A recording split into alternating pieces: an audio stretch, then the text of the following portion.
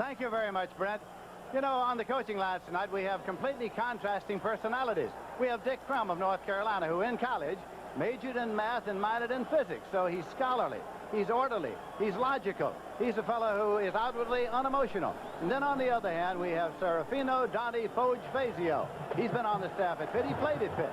He was a center and he was a linebacker, but now he's the head coach. And since he is the head coach, he's the man at the top. He has the responsibility for the first time, and there are pressures involved. And so we asked Foge Fazio to tell us something about the pressures of tonight's assignment. Well, I don't know about the pressure. Butterflies, yes. Anticipation, yes. A little anxiety, yes. I think that we prepared ourselves as best as we know how. We're relatively healthy. We're in pretty good shape.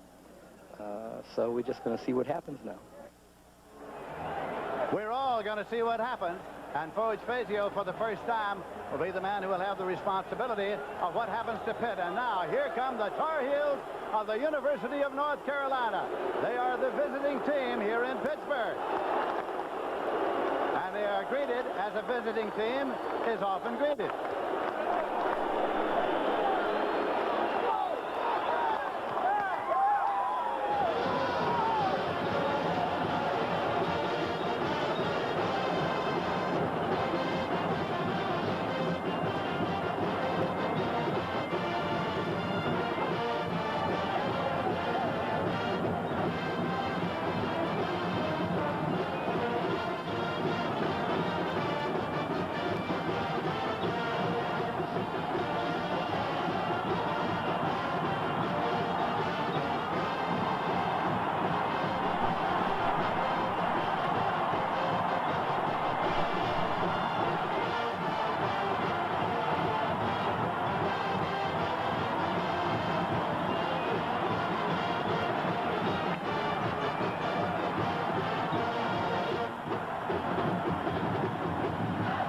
Pleasure to have here in the booth tonight Pat Hayden. Now, you know Pat Hayden, former quarterback at Southern Cal, former quarterback of the Rams, Rhodes Scholar at Oxford University, recent recipient of a law degree. So with all of that background, Pat, tell me, who are some more of the key performers tonight? Well, Lindsay, you know, we're going to hear a lot from some players we have not talked much about tonight. For the University of North Carolina, their quarterback, number 10, Rod Elkins. He's a man who's been 21 as a starter when he's been healthy. In the words of his coach, Dick Crum, he's a winner, pure and simple. He's a man that's going to have to take some of the pressure off Kelvin Bryant by delivering some key pass completions to keep drives alive if Carolina's going to stay in this game tonight. You know, there was a time when you could lose a man in the offensive line. Right now, we're going to see the Pitt Panthers come on. And, of course, they are being greeted as the home team, which they are. All the furor to greet the Pitt Panthers. But as I was saying, there was a time when you could lose a man in the offensive line, but that's no longer true. Well, you're really right, Lindsay. You know, we are lucky tonight because we have great skilled people here tonight. But the offensive linemen have to do their job first before those skilled people get a chance to display those skills. For the University of Pittsburgh, they have two outstanding offensive tackles, Jimbo Colbert and Bill Fralick. They gave Marino plenty of time to display his skills last season. And for the University of North Carolina, those offensive guards, David Drexler and Ron Spruill, opened many a hole for Kelvin Bryant, and they hope they can do some more of that tonight. Well, as you can tell, we are really ready here tonight at Three River Stadium in Pittsburgh. The fans started gathering here about mid-afternoon, and they've had a big night of it already. And we're about set for Pittsburgh and North Carolina. I figure once ought to be enough to fix any car problem. I don't have time to keep going back and back and back. Hi, didn't I see you in here the other day with a bad case of pre-ignition? Problem? Nope, liked your work, Mr. Goodwrench. Brought my wife's car in for an oil change and filters. Mr. Goodwrench has genuine GM parts available and GM-trained mechanics pledged to fix your GM car right the first time. Keep that great GMP. That'll be kicking off, and before they do, Pat, we were talking about key personnel. What about a fellow named Brian Thomas? Well, he's a guy we have not talked much about, Lindsay, but he's a guy that ran for over 1,000 yards last year, caught over 40 passes. The Carolina defensive coaches feel that they have to stop Thomas first and foremost, even ahead of Dan Marino. Pitt Panthers out there on the field to kick it off, and it's going to be Eric Schubert to do the kicking. Temperature is 71 degrees, humidity 64%. Wind is no factor. Eric Schubert is teeing it up. The tee is used in college football and the kick from the 40-yard line. That is Schubert, number 1. Dropping back, Mark Smith, number 45, and Ethan Horton, number 12, to receive it. They are along the goal line for North Carolina. The referee here tonight is William Parkinson. When his whistle sounds, Schubert will come forward. Places it down there on the tee. Only restriction on that tee is that it must be no more than 2 inches high. You can kick it off a bottle cap or an old shoe if you want to. Not many people do. All right, Schubert faces it off. He's ready. I'm ready. They're ready. It's in the air, and when it comes down, the season's underway. Horton at the 3 to the 5 to the 10. Drops it. Picks it up. Horton struggles but does not get to the 15.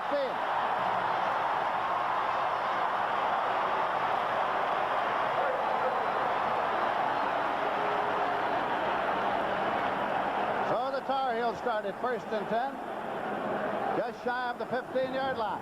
There you see Rod Elkins is the quarterback. Those are the troops. Sickles the tight end. Dick Crum's North Carolina Tar Heels up there in an I formation, but they don't stay in it long. Tiptoe to a wing left. Jones ahead of Kelvin Bryant. They're going to go to the air. Elkins is not going to go to the air. Decided he would carry it, and he got down to the 21-yard line. He picked up about 6 yards on the play to make it 2nd down and 4 yards to go. Michael Woods made the tackle. Now, he'll make a lot of them. There you see the defense of the Pitt Panthers, and it is a tough defense. Pizzulli, one of the toughest of that bunch. Middle linebacker, the Eagle linebacker, is the EB you saw. Those are the deep men. 2nd down, 4 yards to go. Kelvin Bryant moves to the left set. It's always well to know where he is. Rod Elkins back. It is held on to. Bryant reached and got it over there. Kelvin Bryant will be brought into the inbound marker now and spotted. There is Fudge Fazio. He got that nickname when he was a small boy. His father ran a grocery store and he couldn't say Fudge. He kept saying Fudge. So he got a nickname for life. Fazio. Ball is at the 24-yard line.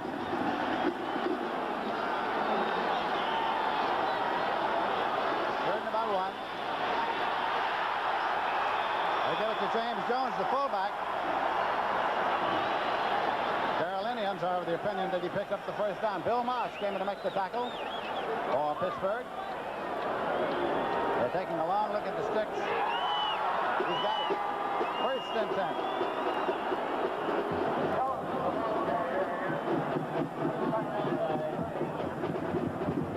It's at the 25-yard line. You know, Lindsey, North Carolina depends so much upon their guards. We should mention that David Drexler, their All-American left guard, has really had some injuries, has not practiced the last 2 weeks, and they depend an awful lot upon him. Don't they, though? 1st down play coming. Lots of motion, lots of moving around. Kelvin Bryant, tailback, got 3 to the 28-yard line. That'll make it 2nd down and 7 yards to go. That was Charles Yogi Jones, who is back from an injury. He is from Denora, Pennsylvania. Well, they've turned out a lot of great athletes. Pitt, of course, the home team wearing the dark blue. They wear the gold on the road on occasion. Carolina wears blue at home. Carolina blue. That's Harrison in motion across, going wide left. Elkins with the ball. Incomplete down the sideline. James Jones was the man he tried to get it to, number 48, right there. Bill Moss was the man putting the pressure right on the quarterback.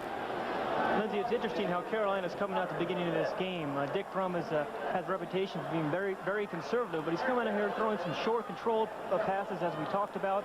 Elkins is trying to take off some of the heat on Kelvin Bryant, and he incompleted that pass, but he's going to try to do that here, I think, early. Alan Burris is in there, fullback now.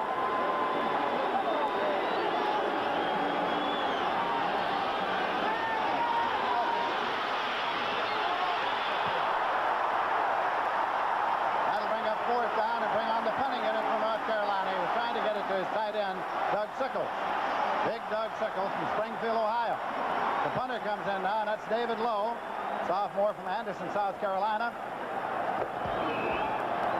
Tom Flynn has dropped back center deep, flanked by Keith Williams and Tim Lewis to receive it for Pittsburgh. Like to get it to Flynn. Flynn likes to get it. He's got it. It's 28, and he's going nowhere. He stopped at the 28-yard line. 44-yard kick with no return. Eddie Colson made the tackle on special teams.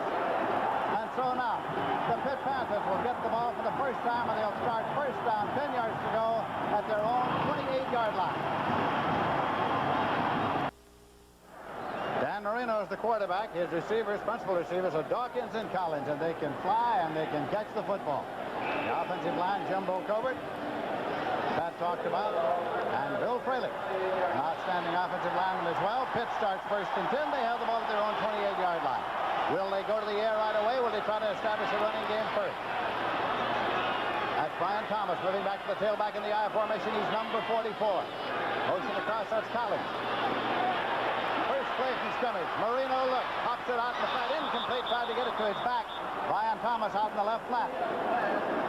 Short pass. Mike Wilcher, who is the attack linebacker, was over there. He plays the position that Lawrence Taylor once played. There you see the lineman, defensive, for North Carolina. Marino's not wasting any time, but he threw that ball awfully hard. I think he's a little pumped up right now. He can throw it through a brick wall, really.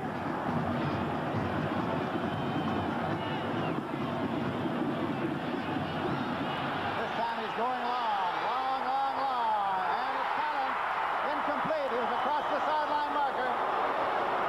It was Collins, but he was across the sideline marker, which makes it an incompleted pass. It was an awfully good throw by Marino. You get a look at some of his strength here. This pass shouldn't really be completed because it's against a double coverage on Dwight Collins. He just outruns it. But the ball's a little bit outside the shoulder, and he brings him out of bounds. Greg Poole and Willie Harris were on the coverage. It'll be third down and 10 yards to go. Now, he threw that ball 54 yards in the air. It's a nice, soft afternoon's toss in the evening. I used to be able to do that. You could still do that. You wouldn't be broadcasting. You're right. Penalty marker. Whistle stops play. Flag doesn't stop play, but a whistle does. Right. Red ball foul, illegal procedure on the offense. That's 5. We're going to penalize call. Good ball. Good ball. It's an interesting thing that's happening here to Pittsburgh. I've watched them practice for a couple days. They've had that same problem, jumping off sides or illegal procedure. They run a lot of quick counts, as that one was. And Marino, there's a lot of crowd noise here. The team, this is their first game. They're not quite settled down. He's going to have to slow it down a little bit, let his players get a feel for the game. Marino has spoken his piece. It's 3rd and 15.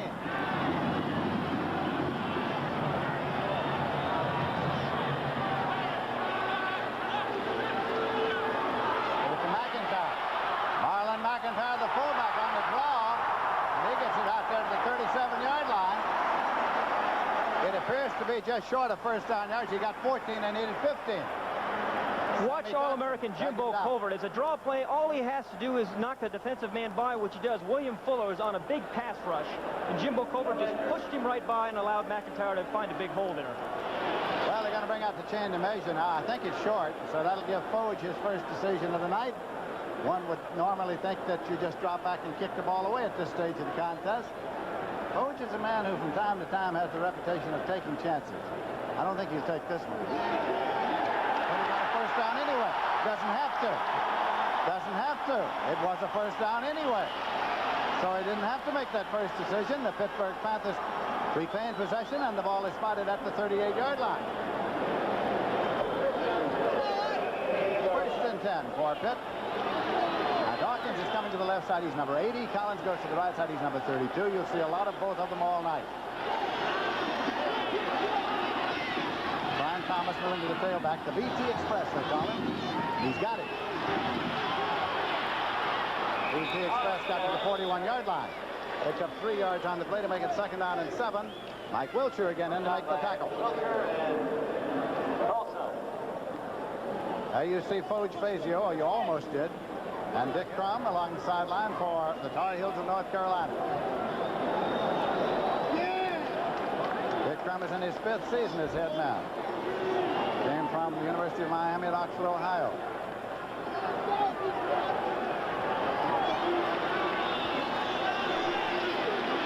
Marino. Out of time. Dawkins. Julius Dawkins gathered that one in. Didn't get much, about 3 yards. Good patience there by Marino. They snuck in a nickel back there late when Marino stuck his head in the huddle. Sammy Johnson came in from North Carolina. But Marino was very, very patient, took his time, came off his primary receiver, and hit Dawkins for the pass completion. I don't know, Pat, you're a quarterback. It looked to me like Marino was back there as though he expected to have time, that he's used to having time. Well, he's got some pretty good horses in front of him. There you go. 3rd and 4. Marino, screen left. DT Express. Ryan Thomas gets it up there to about the 47-yard line. Bill Shepard came and make the tackle.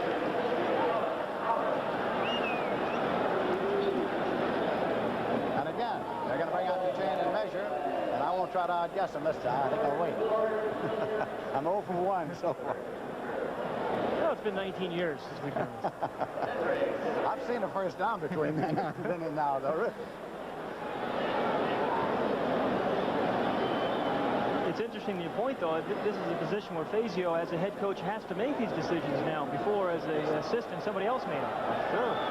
That's a little short. That's as short as I thought the other one was.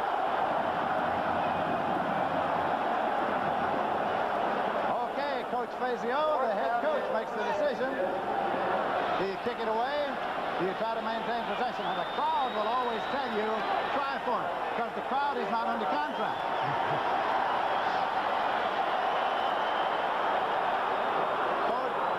Says, let's get the kicker out there.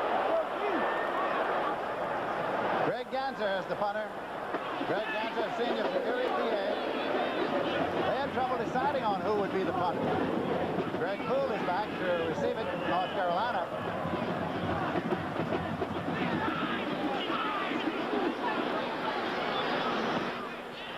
Penalty marker. Poole calls for a fair catch and makes it at the 10. Now there's a marker to check up. So we'll check this one out. 43-yard punt, fair catch. Referee William Parkinson now. The man in the white cap. That is against Pitt. Cost him 5. You're the captain. Refuse a penalty.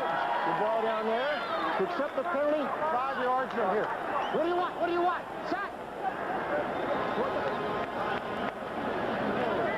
Move the ball. I'll go. Don't tell me, tell him.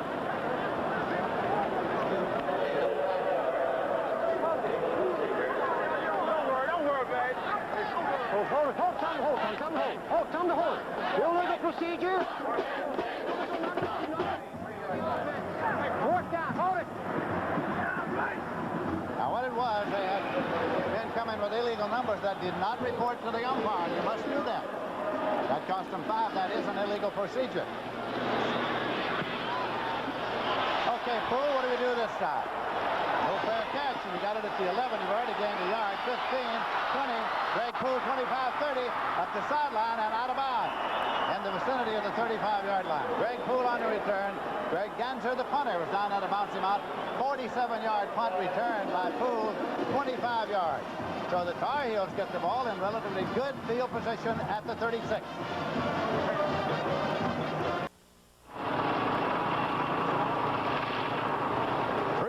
Stadium in Pittsburgh. Packed and jammed here tonight. Approximately 55,000 fans, although Three Rivers does not seat as much as Pitt Stadium, which is the home stadium here in town of the Panthers on ordinary occasion. First and 10 for Carolina at their own 36. That is Smith in motion across. Todd Elkins.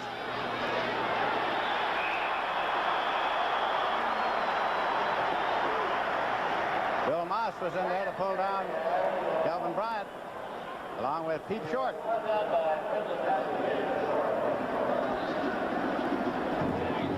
It is at the 35-yard line for a loss of a yard. 3 second down and 11. Burris and Bryant are in there now. Bryant's in the wing, shifting out to the tailback of the eye.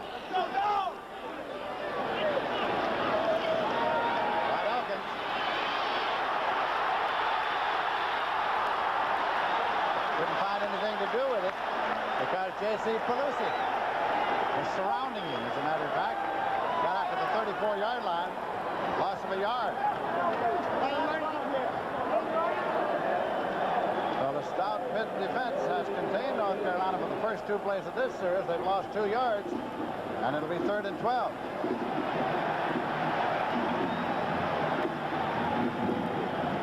When Elkins has been healthy, Carolina has been 20-1, and that's strong. Well, as I mentioned on the top of the show, Dick Crum speaks very, very highly of him. He's one of those guys that you don't hear much about because of all the attention Kelvin Bryant gets, but he really is a winner. And that word sometimes is overused, but he's a delightful young man and really has done very, very well for him.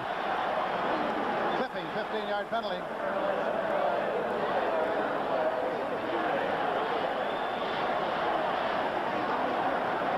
Here are the officials assigned here for tonight's game. And the referee is Bill Parkinson. As you look at your screen, he is the fellow in the white cap. The others are in black.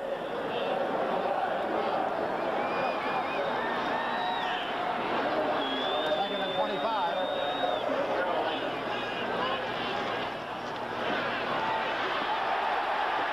And stacked up by Bill Moss again. Bill Moss with another big play for the Pitt defense.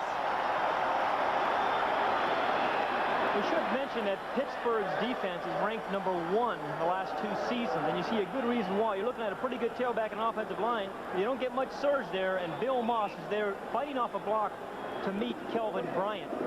Pittsburgh's defense has just been outstanding the last couple of years, and it looks like they're picking up where they left off last year. 3rd down and 26 yards to go at the 20-yard line.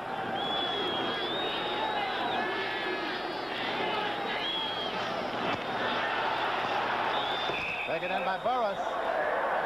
Burris took the quick handoff. He got about 3 or 4, but the punting unit comes on now. It was Yogi Jones on the tackle. The punter is David Lowe. And Tom Flynn is dropping back to receive it. So again, the Pitt defense is held. They have contained the Tar Heel. Flynn. 25. Lunges up to the 26, and that's it. 51-yard punt, return 1 yard. So now, Pittsburgh starts 1st and 10. The Panthers will have the ball at their own 26-yard line. No score. Three River Stadium from the Goodyear Blimp America from Houston, Texas. Pilot is Captain Larry Chambers from Spring, Texas. And the CBS cameraman is Herman Lang, who has had more hours in the blimp than an astronaut. 1st and 10 at the 26-yard line. Ryan Thomas is the tailback. Dan Marino, of course, number 13 is the quarterback. The BT Express to the right side. Stacked up by Aaron Jackson, the linebacker, the outside linebacker, and Bill Shepard, the inside linebacker on that side. It is at the 28-yard line. Again, at 2 yards makes it 2nd down and 8 yards to go. I asked one of Marino's teammates why he wore number 13, and his teammate said, "Oh, I think he just likes to tempt the fates." He's done a pretty good job of that. That's me, though. Double receivers to the left side. Collins, Dawkins. And Marino. Incomplete. Tried to get it to his tight end, John Brown, the hero of the Sugar Bowl victory. John Brown caught over 40 passes last year. He's the kind of guy who catches ball in the traffic, but not this much traffic. I'll tell you what, Mike Wiltshire welcomes him here to the stadium. It's a little tough to catch the ball in that kind of traffic. I'll say.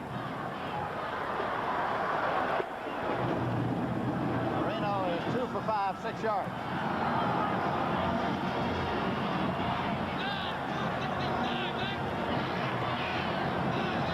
Third down play. Marino. Over the head of Brian Thomas. So that brings on the punting unit. As Pitt will have to give it up. We have 7 minutes, 41 seconds remaining to be played in the first quarter as Coach Fazio, the head coach of the Panthers, looks on. The first day that Johnny Majors reported to Pitt as a head coach coming from Iowa State, he was met by Coach Fazio, who took him to meet a ball player named Tony Dorsett. What a way to start a coaching career, or a coaching assignment. Coach is a master recruiter. Always has recruited a good many of the key ball players on this squad. Like Denver Marino. Marino, right. Greg Ganter's the punter. Whistle stops play. Delay. Is Mark ready for play? 25-second clock starts. Yeah, you can tell these are first games. You're seeing a lot of little mental mistakes here by the University of Pittsburgh, and North Carolina can't seem to get things going. Dan Marino, who's All-American quarterback, seems to be a little bit off. It just takes a while to get a feel for a football game. On the offense, 4th down.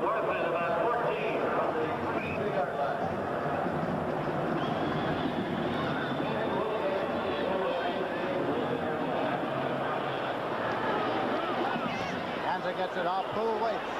Their catch signal goes up. Poole has it at the 33-yard line. They'll start 1st and 10 at their own 33. There is no score in the ballgame. That was a 44-yard punt and a fair catch. We want to call your attention to the NCAA Today, the season premiere coming on Saturday, September 18th. Brett Musburger, of course, will be your host, and Ara Parsegian will be a regular member of the cast. And by the way, Ara Parsegian is here tonight and will be seen at halftime. Matt O'Brien also joins on this initial show and will be seen throughout the season. No score in the ball game, first quarter. Elkins hands it off.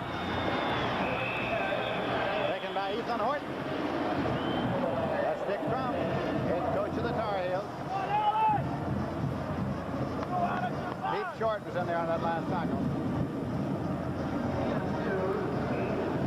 Ethan Horton's an interesting story, Lindsay. He was a quarterback a couple of years ago, but he played when Kelvin Bryant got hurt last year. They asked him if he wanted to move back. He said, no, thank you. He likes the running back, and he's a good one.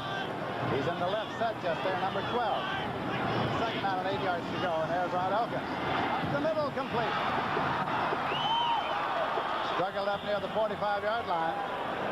That was Doug Sickles, the tight end. A good call here. We see Elkins trying to hit his tight end right in between a couple of defensive linebackers.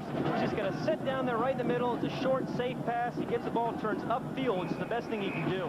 But it's a nice, safe, short pass, the type of thing that Rod Elkins is going to have to continue to do to get the first down, to get the chains moving, get something going here. You can't win football games without field position. Carolina has it for the first time now. Absolutely. Up near midfield. Ethan Horton is the tailback in the I formation. And he got it. Ethan Horton. Michael Woods was the hit man.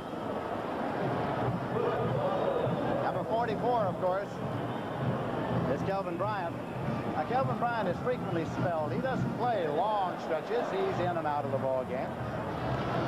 That's the fullback who started the game with him, James Jones, with whom he shook hands there, number 48, because Burris is in at fullback now. Second down and 10 yards to go.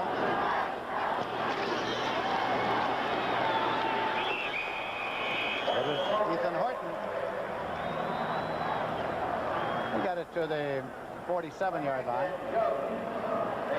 AC Pelusi in to make a tackle. Last year, when Foge Fazio was the defensive coordinator, he liked to kid his unit about being a no-name defense. He would say, what is a J.C. Pelusi?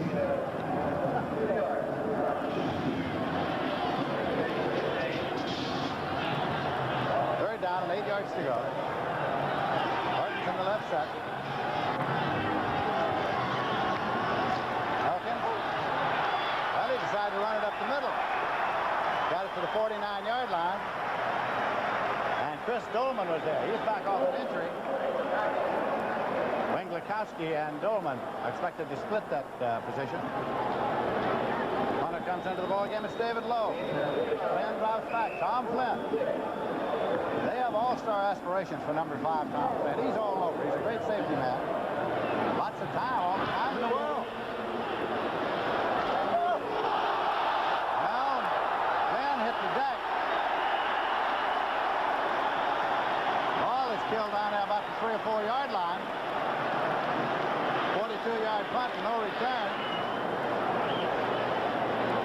Somebody got a little anxious. Now, didn't they, though? Well, this this is one way to stop a return. You tackle the guy before he catches the ball, but this is obviously illegal. Tom Flynn, a All-American free safety, is waiting to catch the ball. Now, he's got every right to do that, and they have to give him 5 yards, which was clearly Eddie Colson made the contact there before he had an opportunity to catch the ball.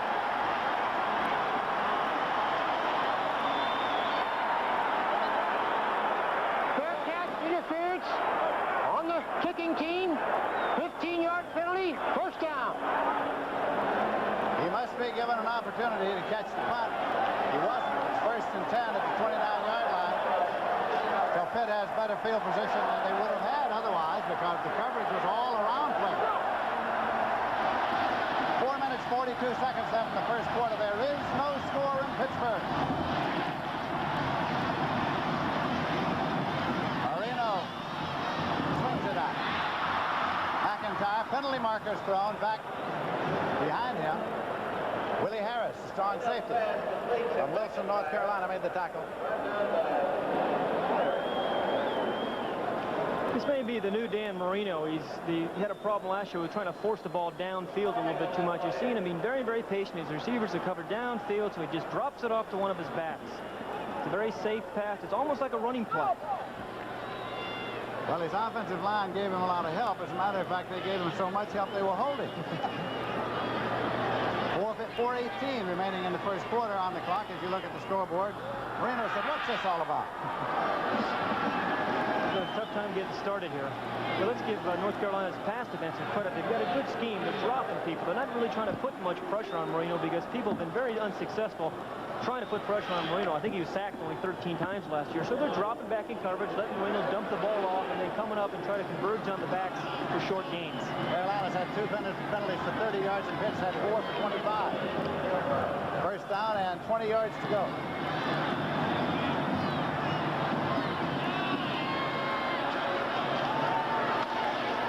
Quick handoff. Taken by Marlon McIntyre, number 3 at fullback. Coach says, "No, don't do that. Do something else." William Fuller in to make the tackle. Fuller is an outstanding tackle, as a matter of fact, for Carolina. Jack Perry's on the other side.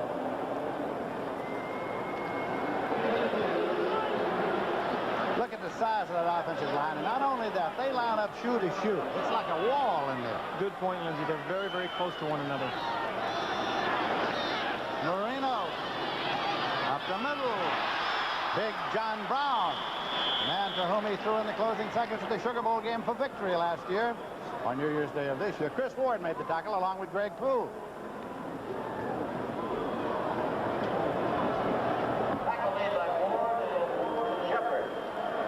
Downtown John Brown. I don't think he's the first one to use that nickname, but that is his nickname.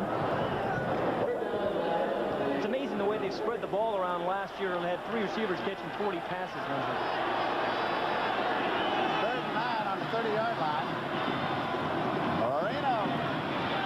Oh, my. That time it was Carolina that had him in there.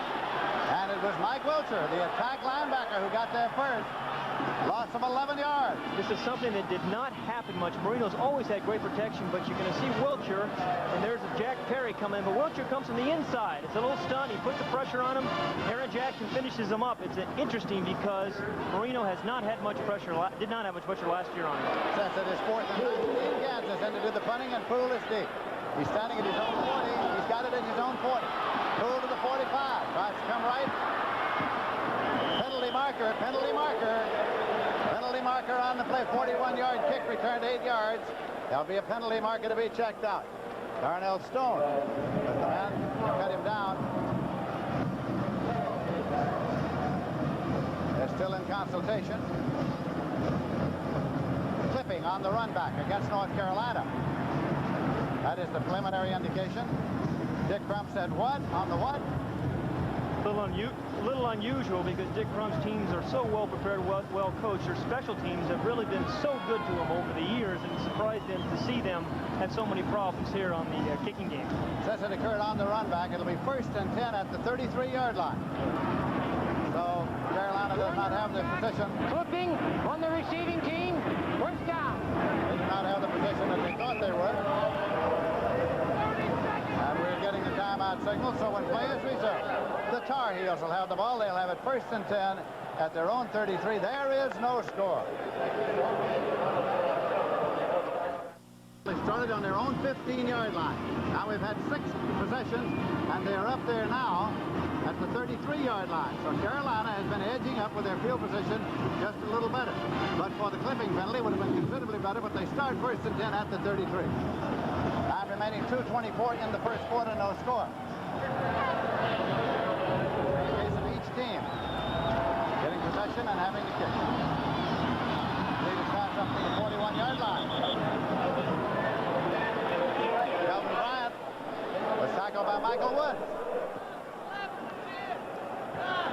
Just another safe pass by North Carolina. They respect Pittsburgh's defense. You can see that. He's trying to get Elkins some confidence, get rid of the ball right there to Kelvin Bryant in the flat. He almost breaks a tackle for a big game, but a short, safe pass. They're 2nd and 2 now. 2nd and 2 at the 41-yard line. As you see Kelvin Bryant. That's Smith in motion all the way across. Give it to the fullback instead, and that's Alan Burris.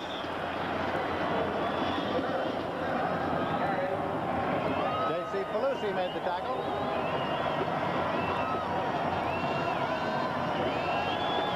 Alan Burris, he's kind of a funny guy, Lindsay. He had a 700-mile bike trip a couple summers ago. We had an opportunity to talk with him down in Chapel Hill. Delightful young guy. He was going to go last summer on a Black Panther hunt, but knee injury prevented that. He can find all the golden panthers he wants out here tonight. He doesn't have to go on a hunt. You're right. That's Horton. Ethan Horton, and he was closed off at the pass. They only needed a yard, but he didn't get it. Michael Woods and Yogi Jones made the tackle for the Pitt Panthers. So this is good defense again. This is Carolina's base play. Just an off-tackle play where they try to kick out with the fullback. But I'll tell you what, Dave Pelusi's right there with Michael Woods to make a play. There's just no room to run. So on 4th and 1, the punting unit is in. David Lowe will be punting to Tom Flynn. Well, they rolled it back there. It's up. Penalty marker back downfield. Flynn is at the 16-yard line. But there's a marker to be checked out. 42-yard punt return to yard. Roughing the kicker will be the apparent call. I think Mr. Mass realizes he did it. He knows he did it. He's coming in right here. The ball is clearly away. He's not even blocked in, and when he comes in, it hits him very late. Wilma, 71. Nice acting job there. He's still pleading his case. That's who, me? He's too big to hide. 2, 3, 8, 13, 14, 15, 15.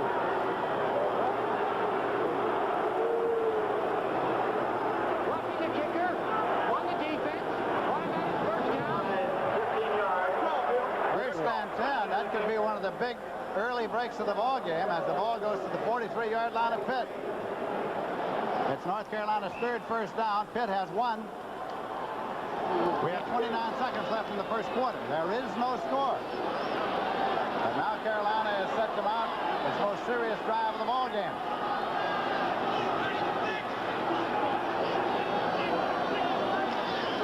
Elkins short drop. Smith could not hold on. Mark Smith, 45.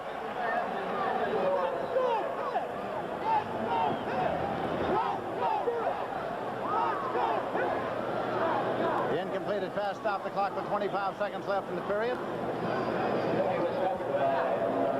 2nd down and 10 yards to go. It is artificial turf here at Three River Stadium. It is the home of the Pittsburgh Pirates, and so there are areas that have been patched over. Baseball was played here last night, as a matter of fact.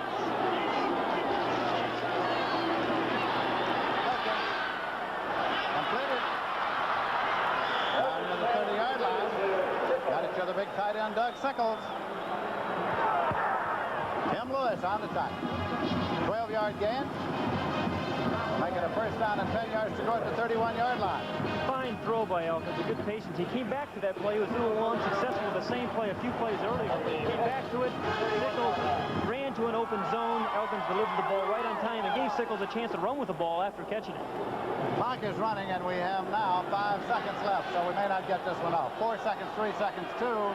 one, and that is that. They do not get it off. Whistle stops play. And that is the end of the first quarter.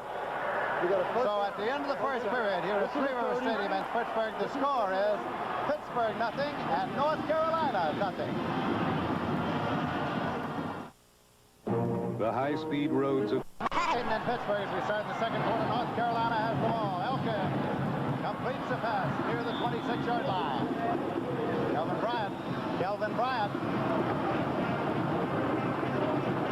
Rennack made the tackle. What's really been amazing here is North Carolina is a team that basically lives by the run, and they just have not been successful running the ball. Bryant's has carried it 3 times for 3 yards. They're only averaging, I think, 1.8 yards a carry. They're asking Rod Elkins to do a little too much. Bryant's going to have to jump through there at some point. Second down and 5 yards to go for the Tar Heels.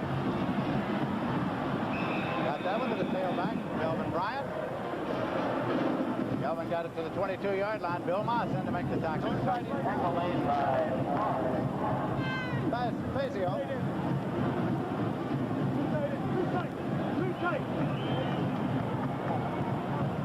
Going to be third down and a yard to go. Think it over, folks.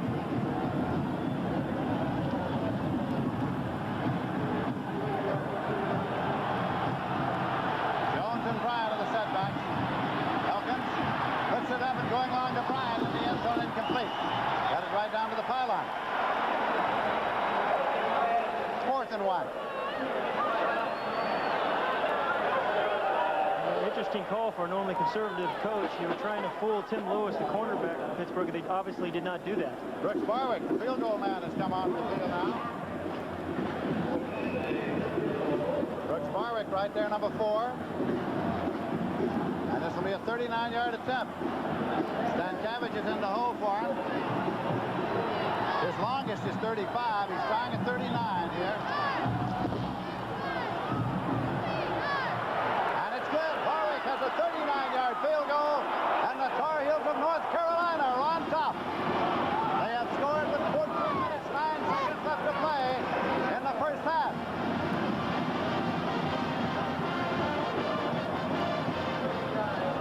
So it's a happy band of Tar Heels in Pittsburgh. They lead by 3. The Golden Girls of Pittsburgh whoop it up for the Panthers now as they trail by 3, and North Carolina will kick it off. Bob Rogers will kick to the hash mark left. Darnell Stone and Tim Lewis have dropped back to receive it for the Pitt Panthers. Here comes Rogers. The Lewis side of the field.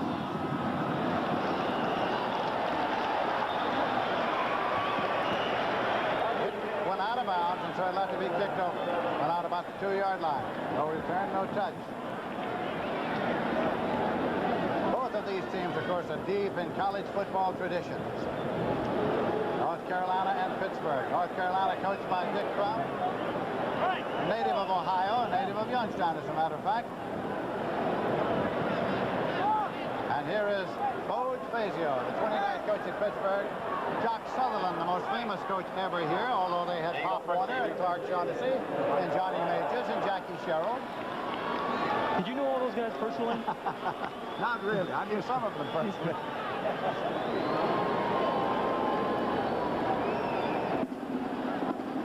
You know, when Pittsburgh gets the ball here, Lindsey, it's time for these great skill players of Pittsburgh to do something with it. They don't need a big touchdown, but they need a 10 or 15-yard play to pick them up. Rogers with a kickoff. Again, the Lewis side of the field.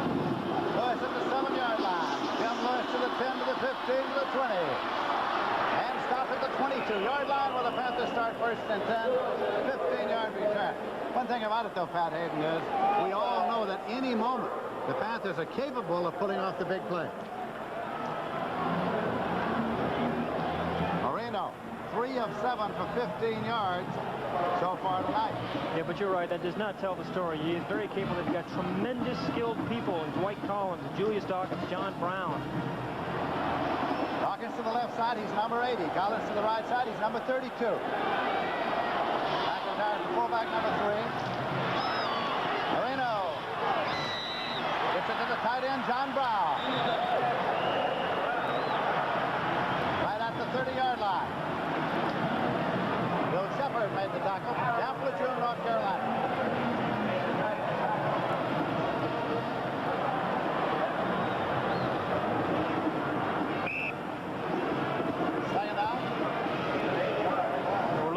John Brownlands. You know that catch he made in the Sugar Bowl last year, they call it the catch now. Just not any catch, it's the catch.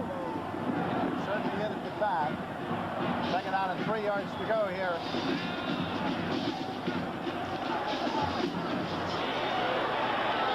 Ryan Thomas got to the 31-yard line. Shepard again made the tackle. Third down. Third down about a yard, man. 3rd and 1. We're at Three River Stadium in Pittsburgh, and North Carolina is leading Pittsburgh by a score of 3-0. We have 12 minutes, 56 seconds remaining to be played in the first half of this ball game. It was a 39-yard field goal by Warwick that put the 3 points on the scoreboard. It is 3rd down and that far to go. 3rd and short. McIntyre. I think he got it. As he stepped across.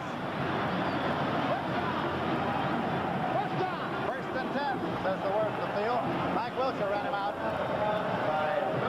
I'll tell you, you got that first down because you got a great block from Brian Thomas. Just show you some of the versatile skills that Thomas has. McIntyre has carried 3 times for 20 yards. Now it is 1st and 10, and the ball's at the 34-yard line. They're sending Dwight Collins far to the left side, and Julius Strawkins far to the right side.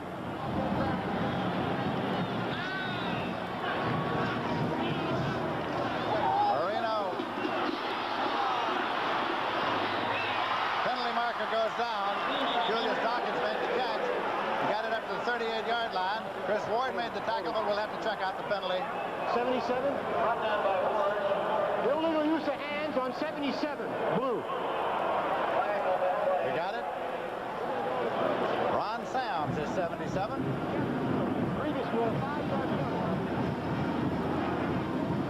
Illegal use of hands. And that is 5 yards.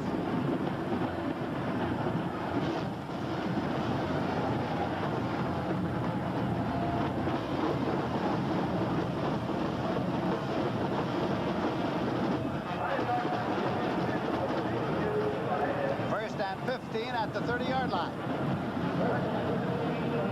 Marino looking around, number 13 as he brings him up, a native of Pittsburgh, native of the Oakland section of Pittsburgh.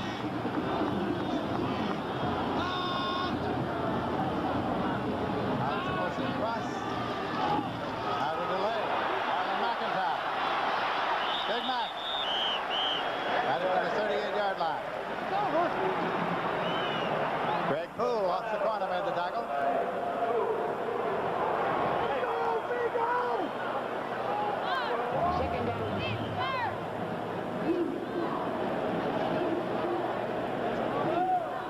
We're going to take a look at Bill Fralick. We got a little draw here. He's a big, big man. Just pushes Jack Perry out.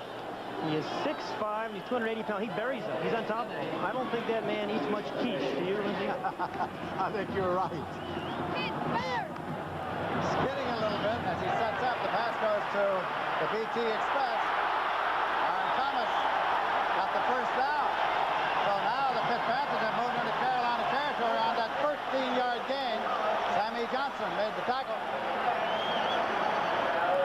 Well, I am really amazed that Carolina still put a lot of pressure on Dan Marino. Watch Mike Wilshire come in here. Danny Marino has to step around. He slips a little bit, but does deliver the ball. Here's Brian Thomas, a very valuable player. Lets a guy slip by right down the sideline. Big play. Another big penalty also against North Carolina. Penalty tacked onto this one. Going to put the ball at the 33-yard line of North Carolina. Foul on the defense. The late hit out of bounds. First down.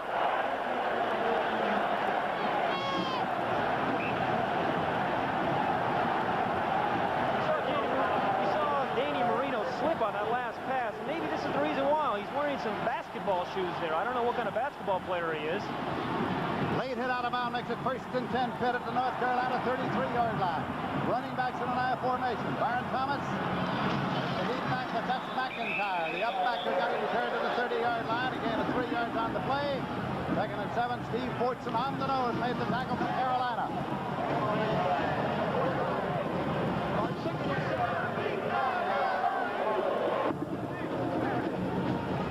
The players are sent down. from the offensive coordinator upstairs. Joe Daniels calls the plays, relays them down to the sideline, and then they are wig-wagged out to the quarterback, Dan Marino.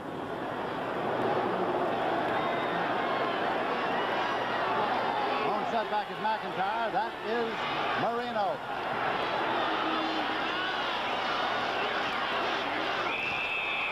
Whistle. 64 on the dead ball foul, 64 offense. Alfeda.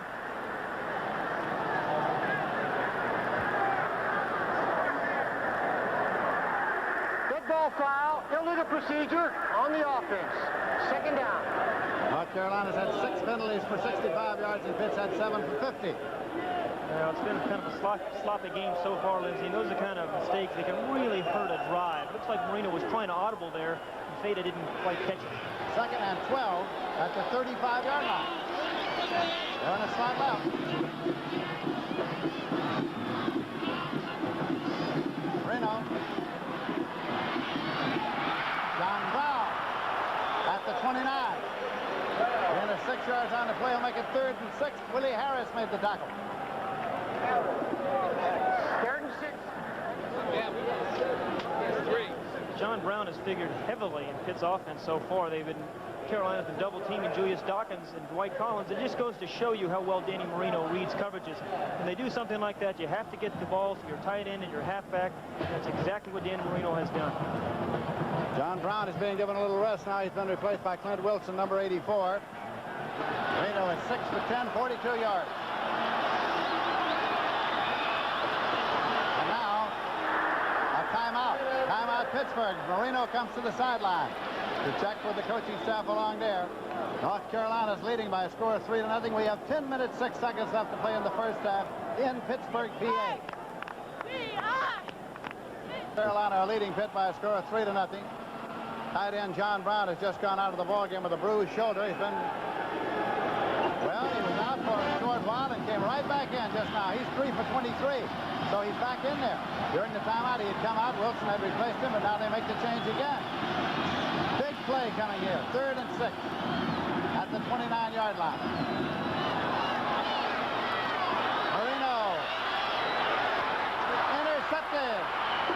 At the 7-yard line, it's Hendrickson. Steve Hendrickson picked it off. So Marino has been intercepted by the Tar Heels, and there's the man who did it.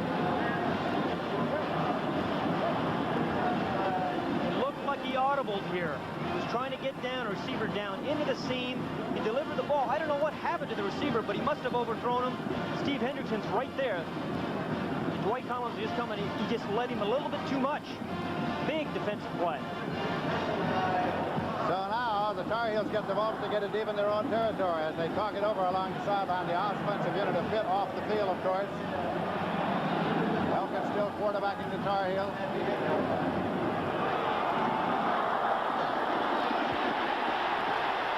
Penalty marker goes down. James Jones trying to come left. There's a marker to be checked out. Bill Moss was there on the tackle along with Cranick. Hold it. Go, Bill. Fazio. The pressures of being the head coach.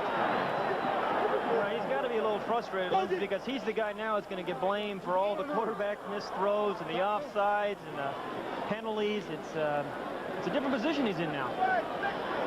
11. You take the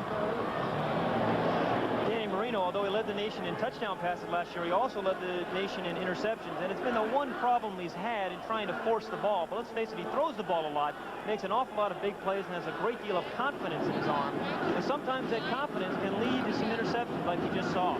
He's talking to the fellows upstairs now, getting information from the guys up at the press box level. They're saying our guys are in dark blue.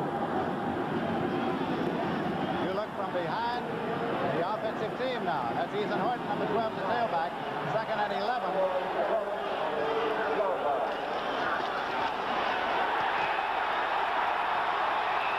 Pitt defense was right there. Ethan Horton carried, but got nothing. Took a loss on the play. It's at the 4-yard line.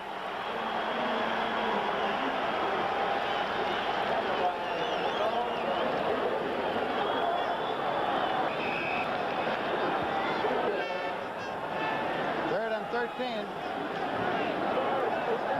Coach Crum.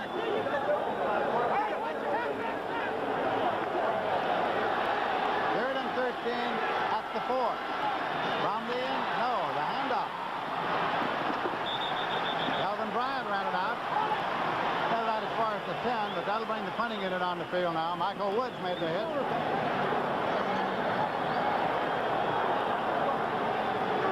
So that means that Carolina's going to be punting from the end zone this time.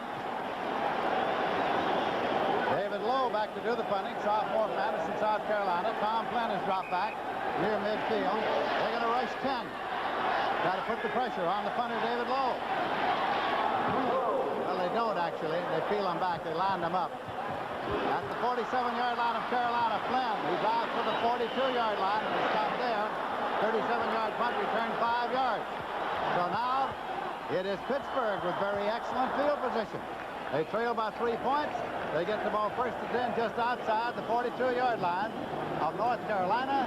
We have 8 minutes, 20 seconds remaining to be played in the first half in Pittsburgh.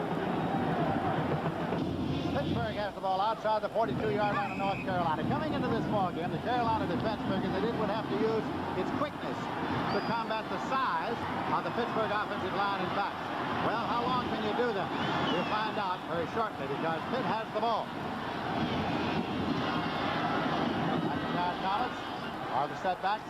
Marino drops back, steps up, goes on the run, and it is intercepted. Deflected and intercepted by Carolina, and returned to the 41-yard line.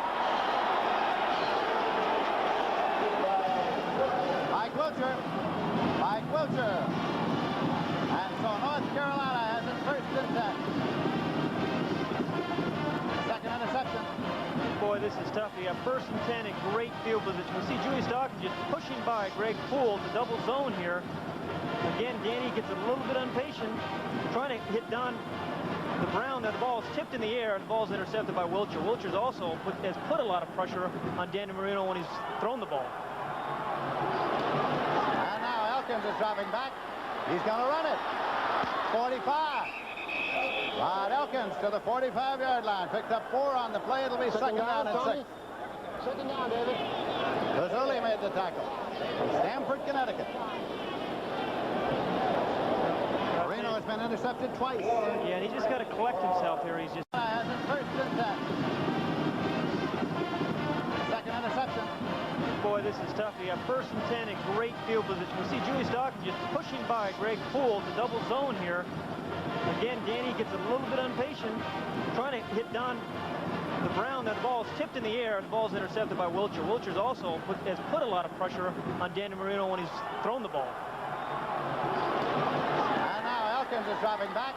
He's going to run it. 45. Rod Elkins to the 45-yard line. Picked up 4 on the play. It'll be second down and 6. Second down, David.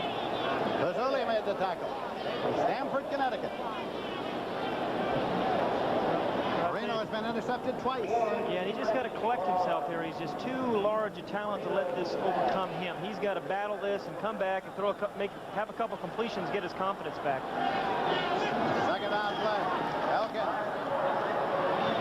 Diving catch. But it is incomplete. Short hop. Mark Smith, the receiver. Third down play coming. Amazing with all the offense we thought we were going to get. It seemed so much defense. But we should remember, number one, that Pittsburgh was the leading defensive team last year. North Carolina, I believe, was 5th in defense last year.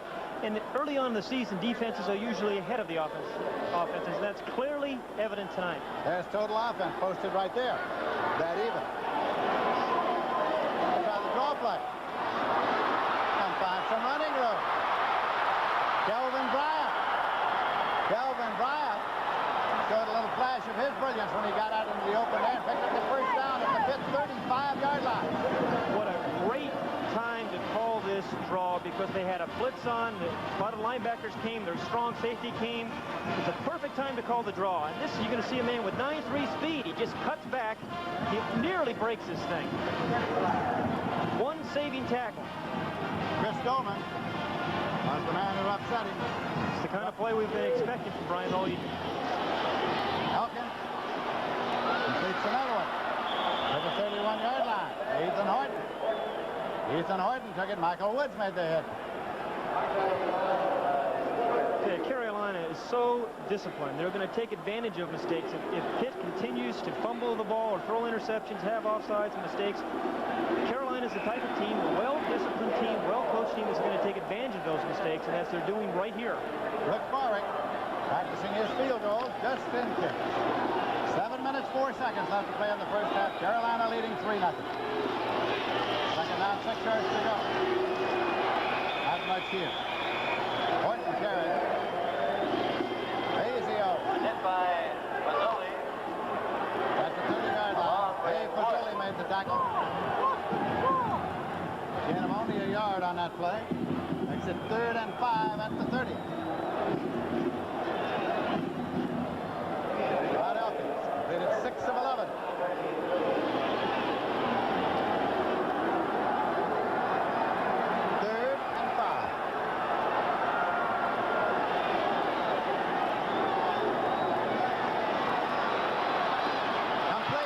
And 10 at the 17-yard line. Mark Smith, number 45, from Fayetteville, North Carolina. Well, Rod Elkins has done all the things that he's been asked to do here. We're going to finally have an outside blitz on. Rod Elkins gets good protection and delivers the ball right to Mark Smith for the catch. Rod Elkins was the key to this game. We mentioned that on the top. He's taken the pressure off Bryant. First down and 10 yards to go. Carolina at the Pittsburgh 17-yard line. Elkins runs it to the 16, gets only a yard on that effort, so it'll be second down and 9 yards to go. Yogi Jones made the tackle. 2nd and 9. Dick Crum. Gain of a yard. 2nd and 9. Says to Kelvin Bryant, go back in there, and to Burris, you follow him. And there goes Burris. Calm, collected, orderly, scholarly. Although they say the last thing he does before getting ready for a game is throw up. I know he thinks that all games should be played about 8 o'clock in the morning. He gets up, he's ready to go. Throw him out. Elkins, penalty marker, pass completed. 10-yard line and on down to about the 3, but there is a penalty marker. Illegal motion. Illegal motion. Boris is the man. Troy Hill made the tackle.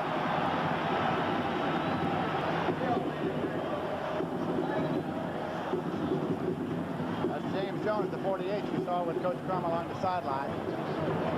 That's a big penalty against North Carolina. They would have carried that ball down to the 3-yard line. 2, 3, 4, 5. Now we'll pick up the penalty. Illegal motion on the offense. 2nd down. Okay, second down play coming. 2nd and 14. At the 22. Pitts had 7 penalties for 50 yards. North Carolina 7 for 70 yards. North Carolina's leading by a score of 3-0. Crowd is trying to lend his support to the Pitt car. Did it again, but it's dropped.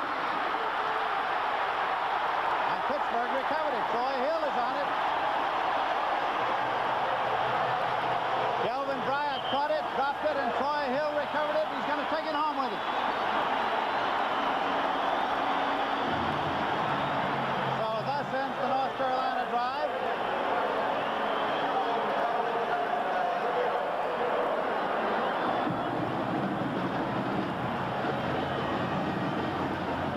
Pitt starts at the 13-yard line. Coach Fazio says to Kranek, whatever it is, do it this way. Do it again. Yes.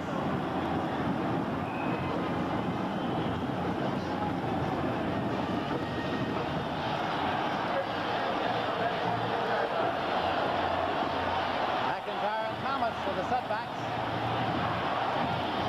Thomas. Oh my. The Carolina defense. It was Willie Harris, the strong safety, coming there.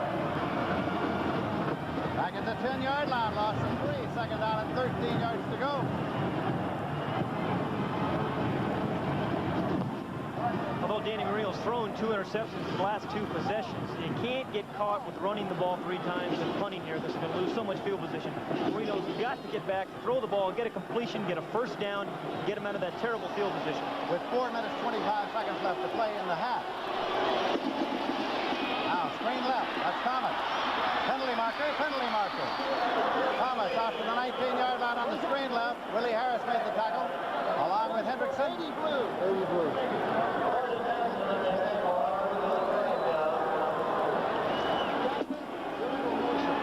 You want the penalty? Illegal motion. What number, Dave? Number, Dave. What number? What? 5-yard penalty back to the 5-yard line. Illegal motion on the offense. Second down. Second and 19. Back to the 5-yard line.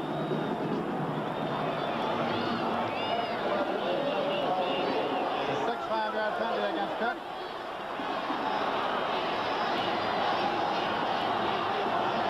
From the end zone, Marino going long. He puts it up. Collins cuts the long through his hands, incomplete. Well, it came off the limb of the apple tree, but went right through his hand. Just a tremendous throw. This area?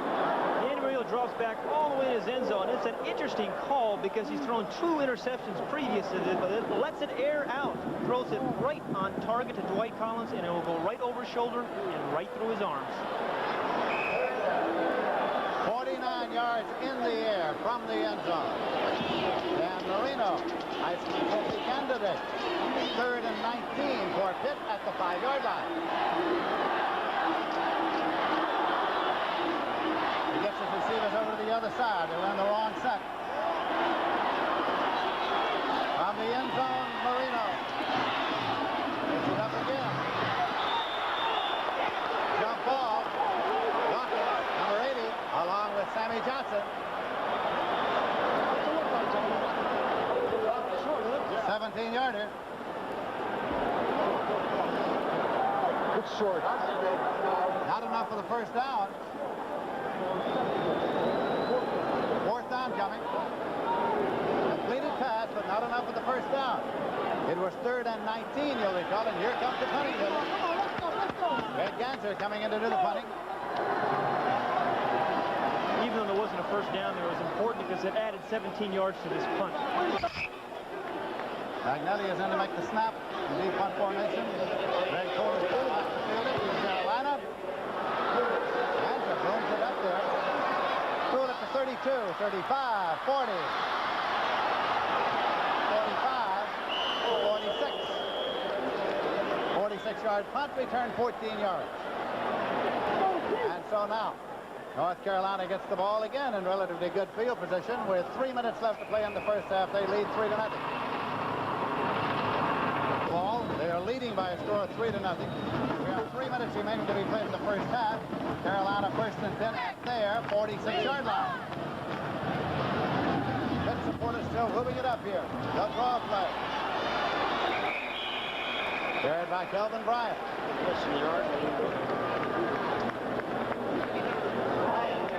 Rich Krennick made the tackle. At halftime, Gary Bender, who is very familiar to all of you sports fans across the nation, will be joining us to host the halftime activities here. And throughout the season, of course, you'll be hearing Gary on some of the outstanding football games on this series. It is 2nd down and 11 yards to go.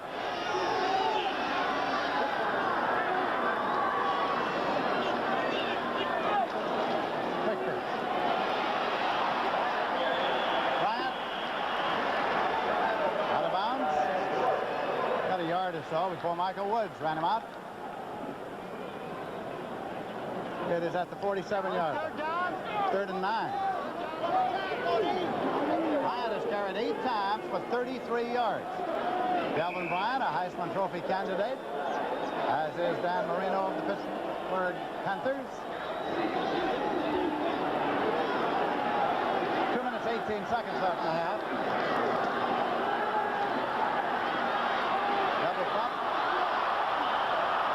Incomplete. It to Harrison across the sideline marker. Number 9. Punting unit comes on now, so Pitt will get the ball once again. One of Pitt's big problems in this ball has been that they had the ball for 6 plays and punted, 3 plays and punted, 3 plays and punted, 7 plays and had an interception, 1 and an interception, 3 plays and punted. So Carolina defense has put that kind of pressure on the Pitt offense. David Lowe puts the punt up. Tom Flynn at the 8-yard line. 10, 15, Flynn to the 20. And Tom Flynn sprinted out to the 24-yard line, but there's a marker on the play. 45-yard punt. Returned 17 yards. Snipes made the tackle.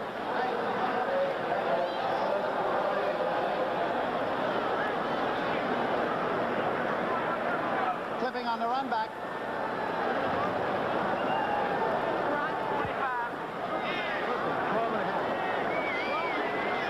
Half the distance, 12 and a half on the clip. Well, Pittsburgh just can't seem to get anything going. They finally get a return here by Tommy Flynn. Yeah, you're right there. You see Tim Lewis. During the return, the clip by the receiving got to be team in front of the distance to the goal. Man, he obviously did not do that. It's a penalty, and it moves Pittsburgh way back underneath their goal line again. Mazio, head coach for the first time in college here tonight. First and 10 at the 13-yard line. Exactly 2 minutes remaining in the first half. North Carolina leading 3-0. Another draw play to Marlon McIntyre, the fullback. He got it close to yard. Ronnie Snipes made the tackle again. Well, he got nothing, so it'll be 2nd down and 10 yards to go. Look at those numbers on the Pitt jerseys. Of course, they jump at you, the goal off the blue there. 1982 U.S. Open tennis highlights at Louis Armstrong Stadium, Freshman Meadows, New York, after the local news tonight. So stay tuned. CBS bringing you all the action of U.S. Open tennis. Illegal procedure. On the defense, 12th man getting off the field late. Okay. That 12th man got off the field late. That cost you 5.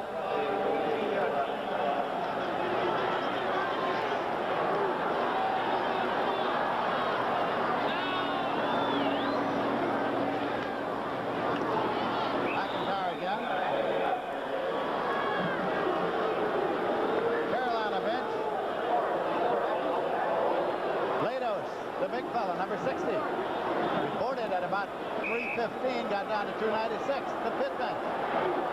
Next play is being wig-wagged in, you see it there. 2nd down and a yard to go. Ball at the 21-yard line.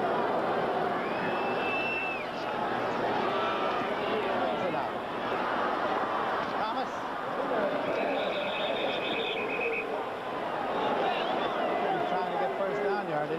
Bill Shepard came in to make the tackle.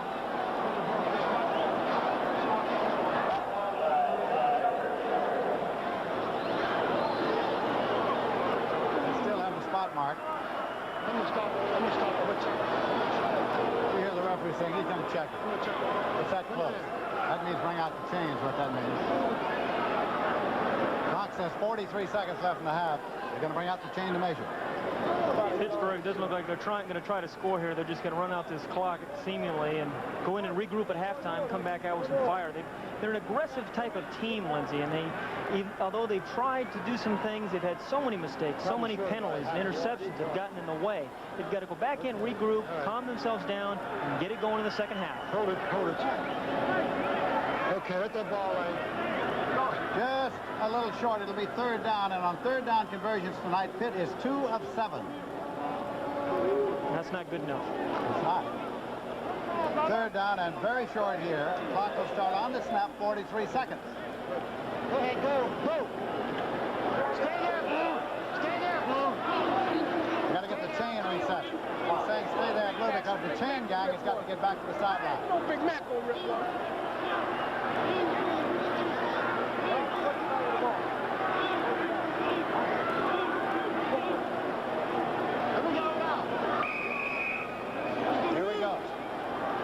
Clock is started now as the ball is spotted because it was not a 1st down.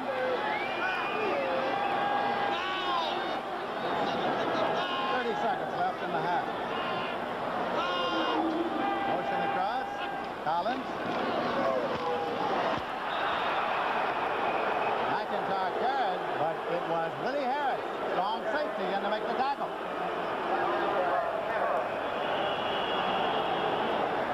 Harris just comes up and makes some great support. McIntyre just trying to get outside, pick up the first down. Harris reads it incredibly well. He's great on the run support. You know, Carolina called timeout there. They've had a great reputation over the past couple of years of blocking kicks, Lindsay. I think they blocked 6 last year. Carolina did call the timeout to make Pittsburgh kick the ball. The clock was stopped with 12 seconds left in the half. But Carolina wanted Pitt to go into punt formation. Greg Ganser's come on to do the punting. Greg Poole has dropped back to receive it. Now Carolina's getting some more people in there.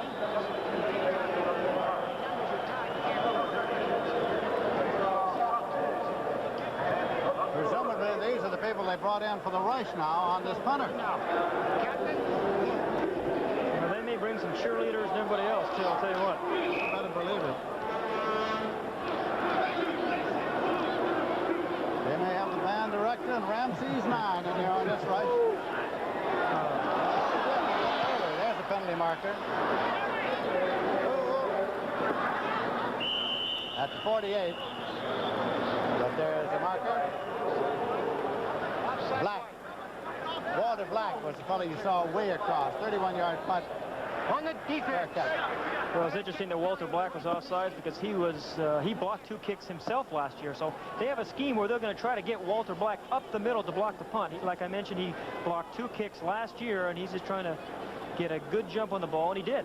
The ball hadn't been snapped. Well, Walter was doing his part. He was on the way. 2, 3, 4, 5. Are you sure? North Carolina's had 9 penalties for 80 yards. Pittsburgh 9 for 77 yards. Total 18 penalties, 157 yards. That means it's opening day, it's early season, lots of mistakes, and you get lots of flags.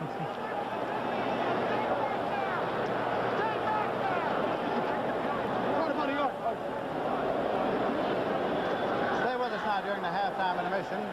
Gary Bender will be our host for halftime, and we'll be joined by Brent Musburger, Ira Parsegian.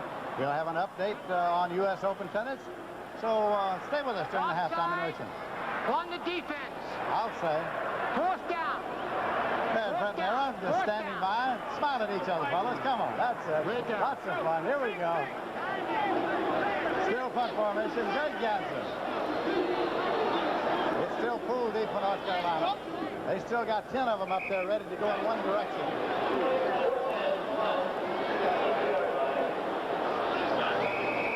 There they go. Penalty. Penalty stops play. It's a half. That's a half.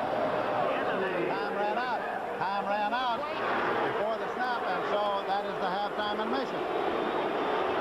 And the teams head for the locker room, with North Carolina leading by a score of 3-0. We'll be back with our halftime activities after a word about an upcoming show on CBS and a message from your local station. This game, a 39-yard field goal by Brooks Query. Avis works at the same fast pace that his automation systems. And by Allstate. For home, auto, business, health, and life, you're in good hands with Allstate.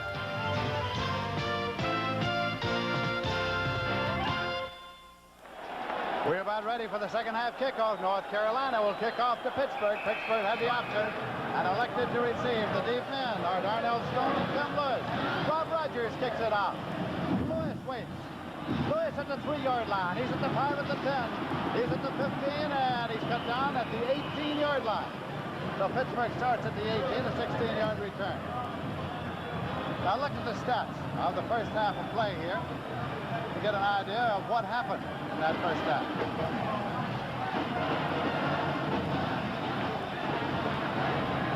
Well, really what happened in that first down, it was just a game of turnovers there. I think Pittsburgh had 2 critical turnovers, once when they were driving down to score, and the other time was a tipped pass and affected Marino considerably. Hyde Marino is the quarterback. Brian Thomas, Marlon McIntyre are the setbacks in the I formation. That is Thomas. It's across the 22-yard line for 3. It'll be second down and 7 yards to go. Bill Shepard came up from the linebacker spot to make the tackle. Lindsay, this first series in the second half really sets the pace and the tempo. This is the most critical series of any half. It's Pittsburgh on their side of the ball, they want to get something going, get some first downs. For North Carolina, they would like to stay in for 3 plays and get out. But this first series on each half is the most critical. You saw Marino staring to the sideline because the plays are wig-wagged in. Here's the starting lineup, second half. Marino. Incomplete and might have been interception. He was trying to get it to John Brown, but Bill Shepard made a move on the ball. And had he picked it off, it would have been goodbye Nellie Gray. So it'll be third down and 7 yards to go. With the ball at the 22-yard line. There is the Pitt offensive line. They have not been able to protect their quarterback as well as many thought that they would in the first half play. Marino, right over the middle. Shepard made the tackle. Ryan Thomas.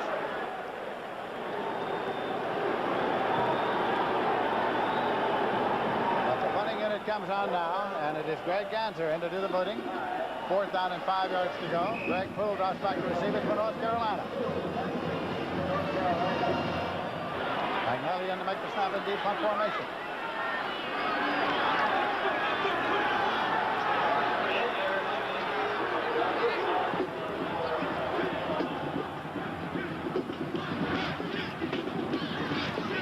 Gets it on. Rooms it out of there, as a matter of fact. Poole retreats, 25-yard line. 30, 32. First intended to 32, 51-yard punt return, 7 yards.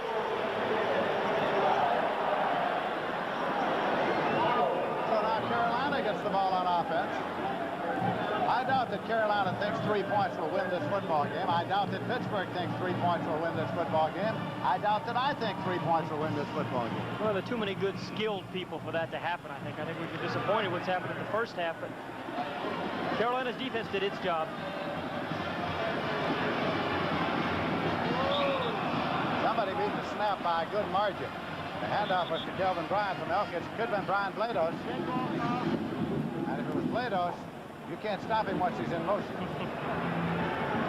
Illegal for 6. He's listed as a quick 295. That's possible.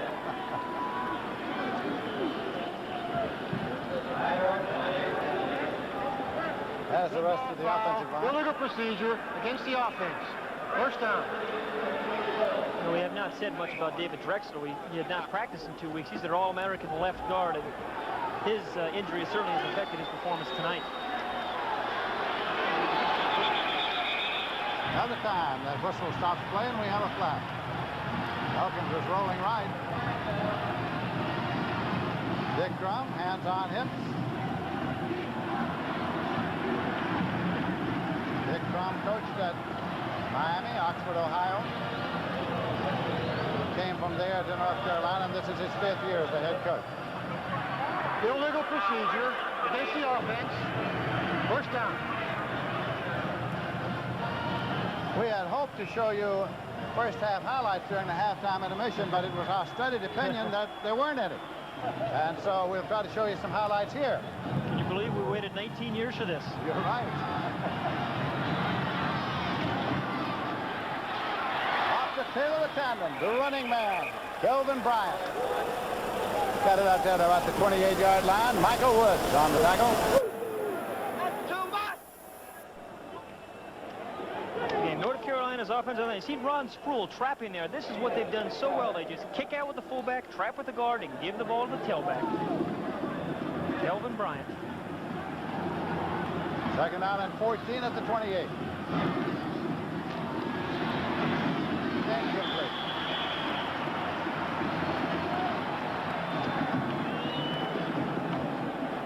Intended for Burris. And that shot from the Goodyear blimp overhead. Right down on the Three Rivers Stadium.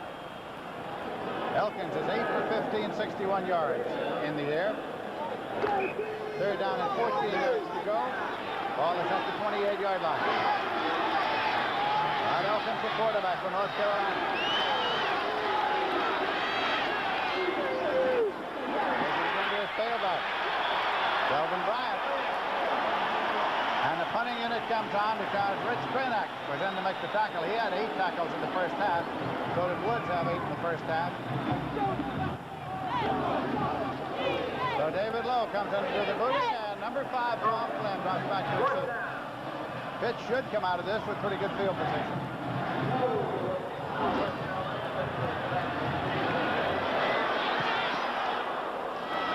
Flynn at the 35. He finds no corner to turn. North Carolina coverage prevents him from turning upfield, so it's not as good as it might have been. 36-yard punt, return 3.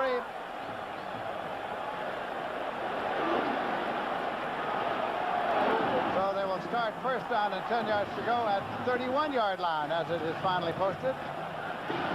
3-0, North Carolina leading. So whirling the tiger tails that were distributed here tonight. As fans came in, they were given tiger tails in the manner of the terrible towels of a few years ago here at this stadium. They're trying to give some backing now to the Pittsburgh Panthers. They'll start first and 10 at their own 31-yard line. And Marino brings them up.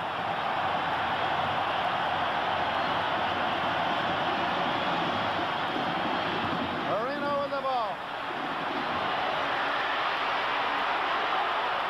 Goes it back to Thomas. 40, 45, 46. Thomas, the receiver, Willie Harris, the tackle. 16-yard pickup, first and 10.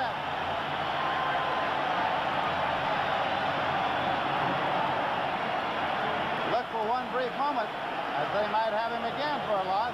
Danny Marino shows why he's a great athlete. We haven't seen this tonight. He's actually rolling out. He's trying to hit his receiver here on the right. He gets pressure from the outside, pulls up.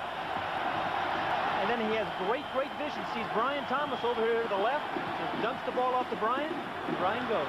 Brian's got it again. To the 45-yard line. And North Carolina, Steve Hendrickson in to make the tackle.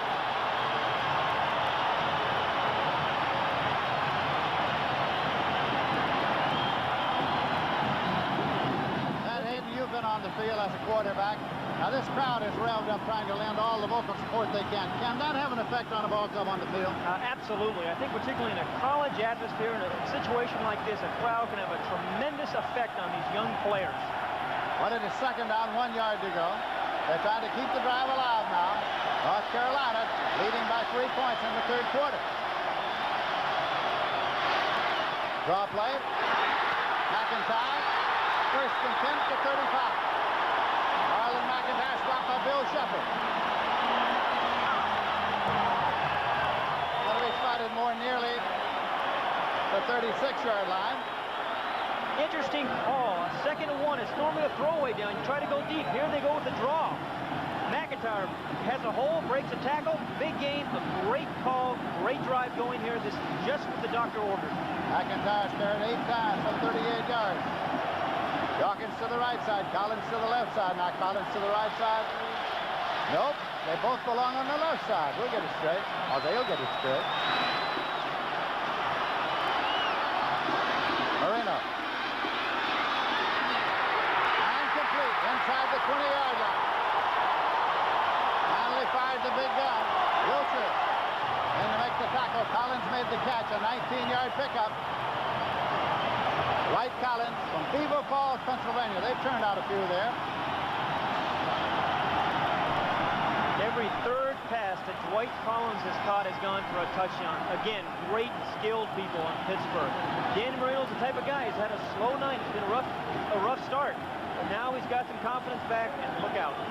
First and 10 for the Panthers. They have the ball at the 16-yard line of North Carolina.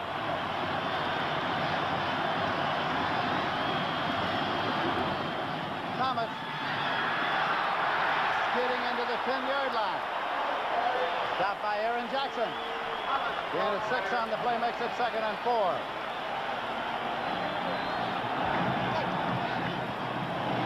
Marino looks to the sideline to pick up his next play. They were down here once before. Marino got a little impatient and threw an interception. They have 2nd and 5 right now. They have 3 downs to get a first down running the ball. I expect to see him do that.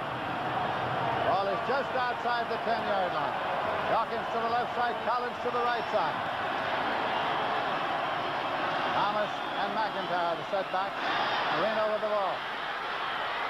Collins to the 3-yard line. Right, Collins to the 3. Willie Harris made the tackle. Shows you how much I know about football. I call the run. But Dwight Collins runs a little delay. Marino looks off. You can see him looking to his left. Now he comes back to the right. A short little dump off to Dwight Collins. There's the catch in front of the defenders.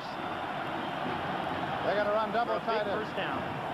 They're going to run double tight end. They have brought Julius Dawkins off the field, and they have Clint Wilson in there. Ball is at the 4-yard line. First down and goal at the 4.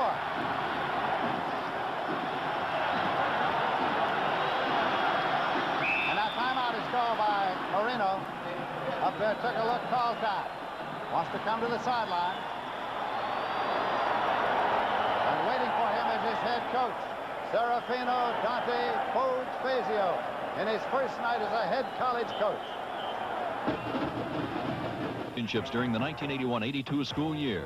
North Carolina won the basketball title and also captured its second straight lacrosse championship. Virginia won the first NCAA Division I women's cross-country championship. In addition, Clemson was acclaimed as national football champions.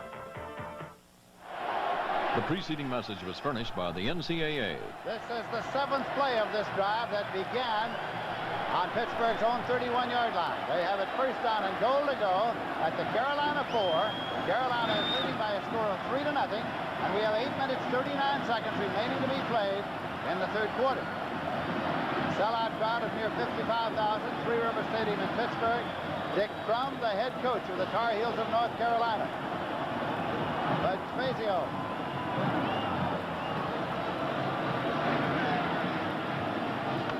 And Marino. Ball is being marked ready for play. And it's ready. The game runs from 3 of 3 in this last drive. He wants a little quiet.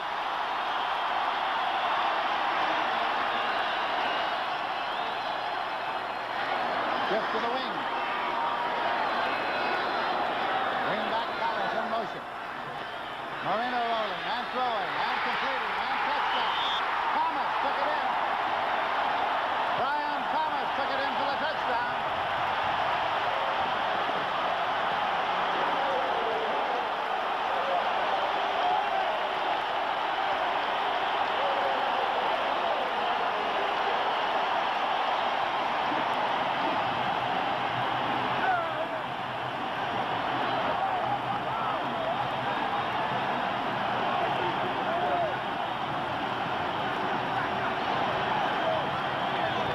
With 8 minutes, 34 seconds left in the third quarter. Pittsburgh is ahead for the first time tonight. Conversion attempt coming. Snuffy Everett will attempt it. Snuffy Everett boots, and it's good. So they moved 69 yards in 7 plays, took 3.5 minutes. Marino was 4 for 4 on the drive, 35 yards. Touchdown to Thomas.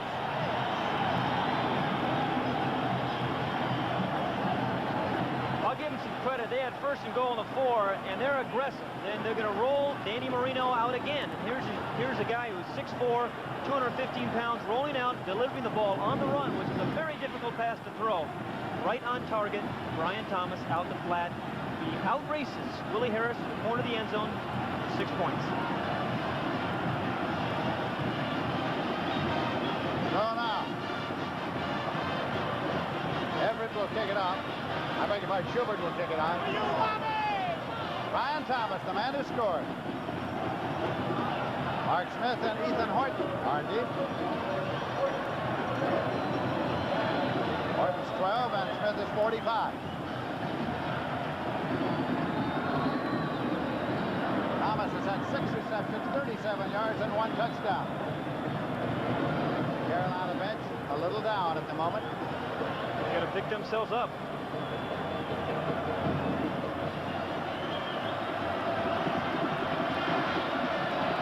Fazio's a little more relieved. Schubert puts it up. Smith at the 5, 10, 15. Upended at the 18-yard line. Dukovic downfield, a 14-yard return.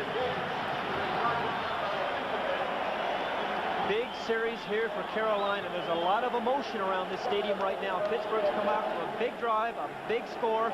Carolina's got to quiet this crowd down and get their confidence back by getting a few first downs and moving those chains.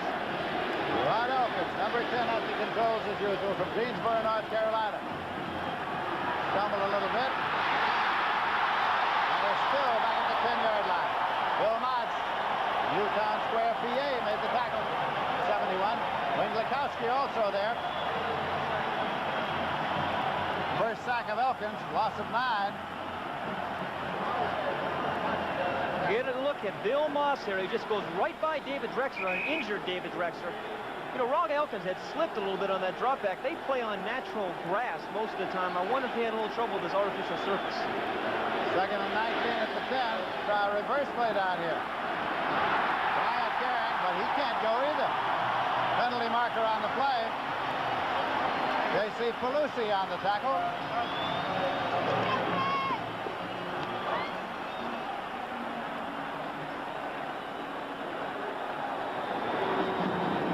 Face mask against Pittsburgh.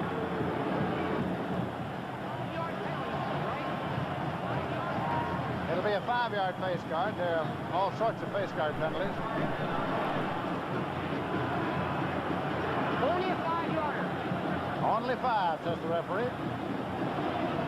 Face mask on the defense. Second down.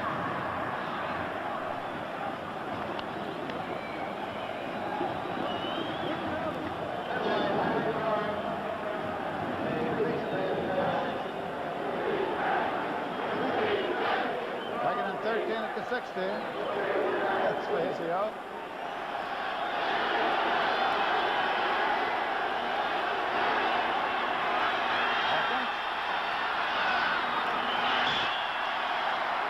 Incomplete.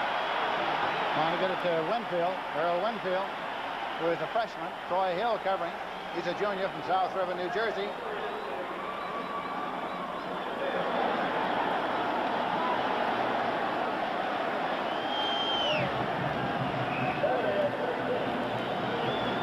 Turns rushing.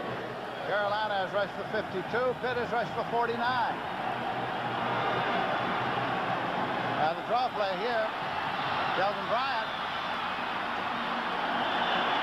Well, he didn't get the first down, but he got close. Yogi Jones made the tackle, along with Michael Woods. Hunting unit comes on for Carolina. You know, we showed that graphic a moment ago about Carolina only gaining something like 50 yards. Well, that is their bread and butter. That's what they live by. And they're asking Rod Elkins to do a little too much. They've got to get their running game going. Tom Flynn is deep to take the punt from David Lowe. Lowe booms it out. Flynn at the 22-yard line. 25. 30. 35. 40. 45. 50. And out of bounds at the 45-yard line of North Carolina. 51-yard punt return, 33 yards by Flynn. And there's a penalty marker on the play.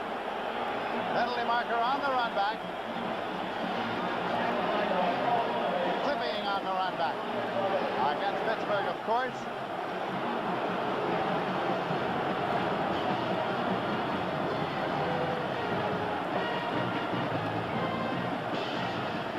There is Tommy Flynn. He had an 83-yard punt return last year. But you see him get a great block right there, which might have been the clip. He just races down the sideline, and he was a little disappointed with that, I'm sure. Going to get a picture of the clip here. His head has got to be in front of him. You see him here right, blocking him right in the back, right out of bounds. That's where the penalty was. So it's going to be first and 10 at the 16-yard line for Pittsburgh. A considerable alteration of their field position. And Marino brings them up. Marino has the ball. Gets it to Dawkins. Julius Dawkins at the 31-yard line. First and 10. Walter Black on the corner. Kernersville, North Carolina.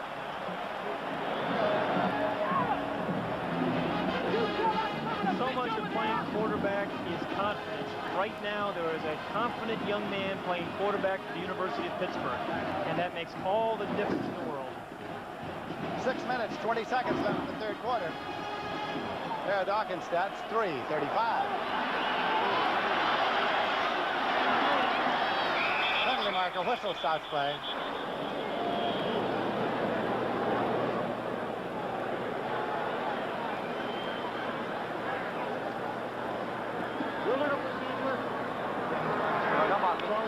Well, the right side was offsides here, and I don't care how good a football team you are. Pittsburgh is the #1 ranked team, but they're really hurting themselves. They're having to go a lot further because of these mental mistakes. I'll put the ball back at the 26.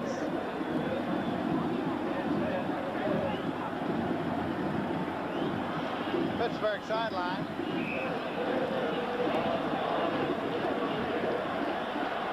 Lekowski apparently with a finger injury. He's either got to get a shorter name or a broader shoulders. First and 15 here. Marino. Pumps. Good line. To Collins. Jump ball. Incomplete. The man who's playing jump ball was Steve Hendrickson, the sophomore from Danville, Virginia. Collins, the man for whom it was intended. When you say jump ball, Lindsay, you're right. Danny Marino believes when he throws the ball up there like that, it gives Julius Dawkins and Dwight Collins a chance to jump up and catch the ball. They are going to catch it more times than not. Great athletes on there on the outside. Marino is 14 for 23, 121 yards, 2 interceptions, 1 touchdown. He had hit 6 in a row for 61 yards until that incompletion. Marino completes one to Thomas in the left flat. Tries to speed down the sideline. Shot by Steve Fortson on the nose from Dayton, Ohio.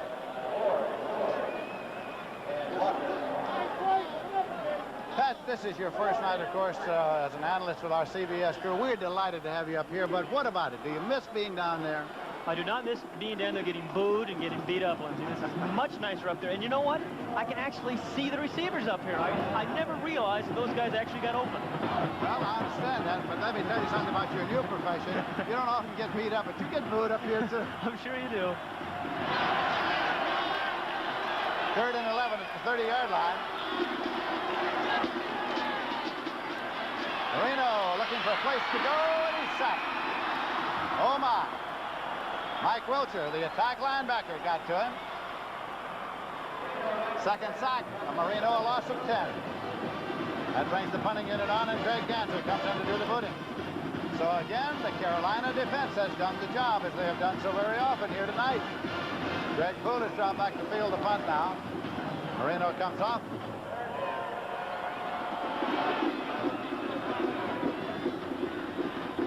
Five minutes, 18 seconds left in the third quarter. Pittsburgh leading by a score of 7-3.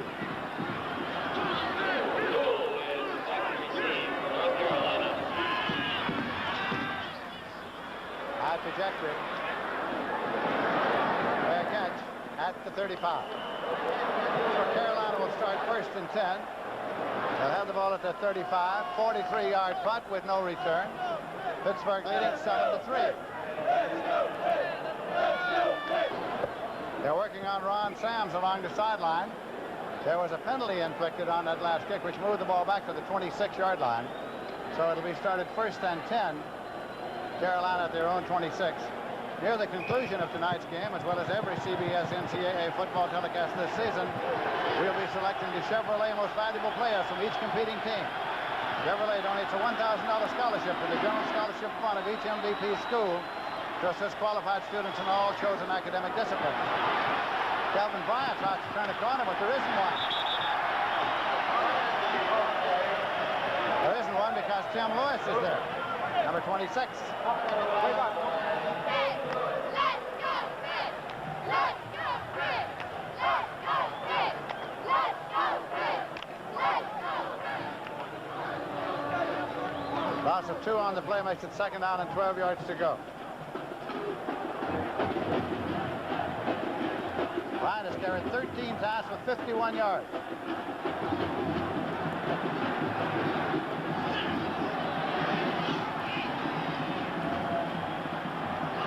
Smith across.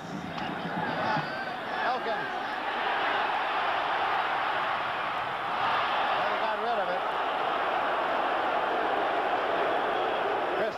was the man who was putting the pressure on. And wisely, Elkins thought he'd better get rid of the football, and he did. 3rd and 12. Turnstile count tonight, 54,449 here at Three Rivers Stadium in Pittsburgh. In fact, the only time the whole year I get to use the word confluence comes up when I explain that Three Rivers Stadium is located at the confluence of the Monongahela and the Allegheny Rivers, where they form the Ohio. I'm impressed. Incomplete, intended for Winfield. That'll bring on the punting unit. Dan Short. Pete Short was there.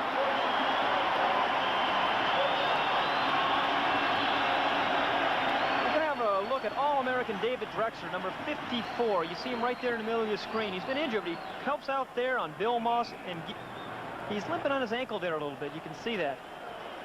David Lowe into punt. Hands outstretched. Gets the snap. Tommy Flynn is waiting. He has it at the 22. Skids there. Turned it just short of the 25. James made the tackle. 55-yard punt. Returned 3 yards. It will be first down and 10 yards to go now for the Panthers. They have the ball at their own 24-yard line. We have 4.5 minutes remaining to be played in the 3rd quarter. It up. Well, Pittsburgh has total yardage of 93 yards, and they've scored 7 points. North Carolina has 7 yards in the 3rd quarter. They've had 3 possessions, and each time it's been 1, 2, 3 kick. Pitt has the ball first and 10 at their own 24-yard line. Marino brings them up. Double to the left side. Brown tight end to the right. Thomas carries across to the 27-yard line.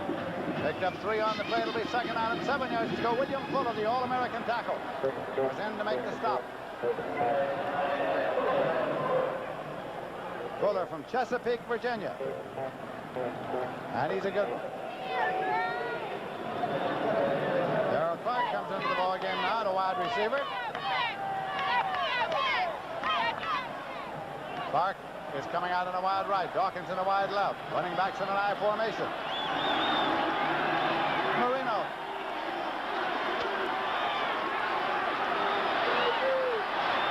Incomplete to Clark, the man who just came into the ball game. Deflected back Chris Ward.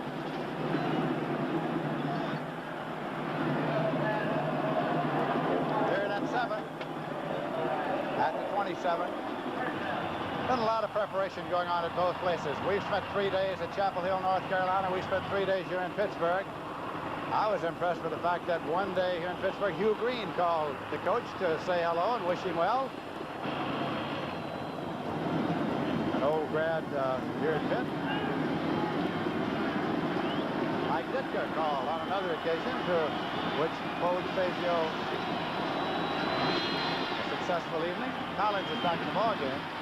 But sacked again is the quarterback Marino as the Carolina defense gets to it. That's the 3rd sack. 3rd time the Carolina defense has managed to get to the quarterback. You know, there have teams gone a long, long time without ever getting to this quarterback. That's an accomplishment.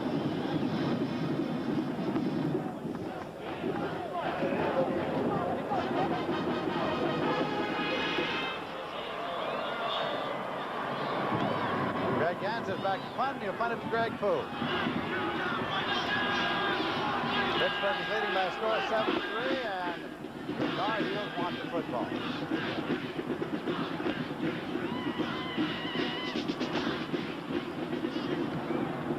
Poole, 38, 40, 45, 49-yard line. Excellent field position from which to start. 40-yard punt, returned 11.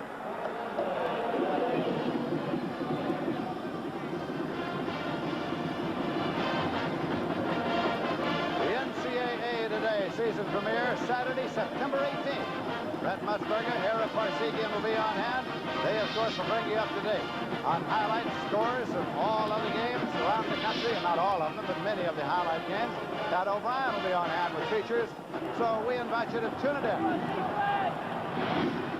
Here go the Tar Heels, first and 10 from their own 49.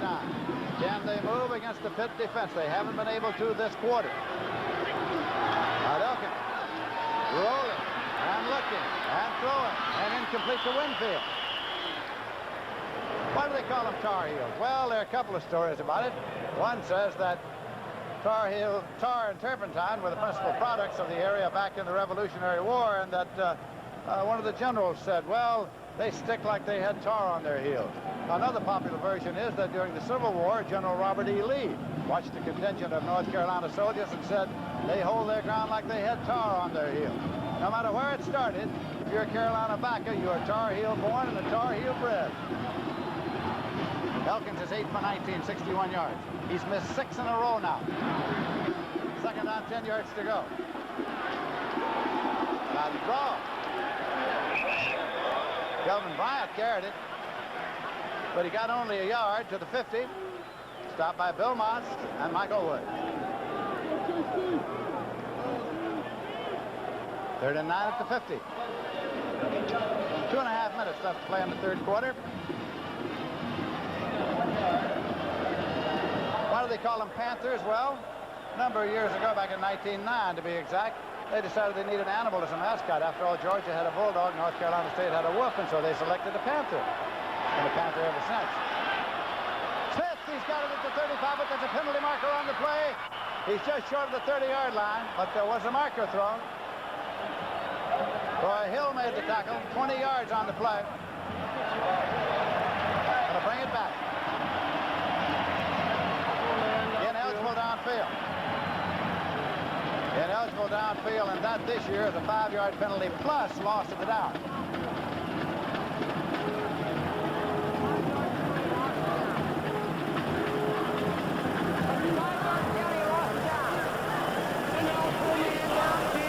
On the offense, a 5-yard penalty and loss of down. Fourth down. Fourth down. Fourth down. You know, it's interesting, Lindsey, that David Drexler has actually been injured. There we get a picture of David Drexler right now. He hurt that, re-injured that ankle. Now playing his position is Greg Narron, number 77.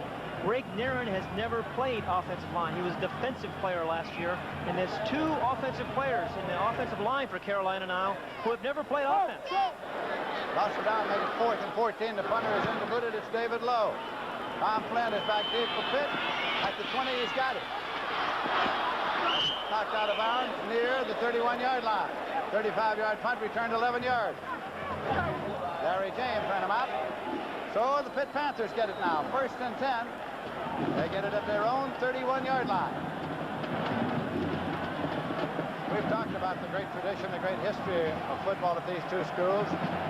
Back in 1910, Pittsburgh went undefeated, untied, and unscored on. They did something else. They put jerseys on the uniforms, became the first team ever to wear jerseys. Now, you didn't do any of those games. Put numbers on the jerseys. I didn't do any of those, you're right. They leave it in close.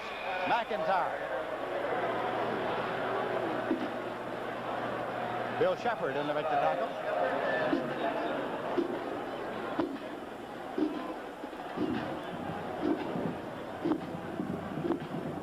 After local news tonight, 1982 U.S. Open tennis highlights from Flushing Meadow, New York. You've been out to see some of those, Pat. And I enjoyed that. I tell you what, I'm not too short to play that game.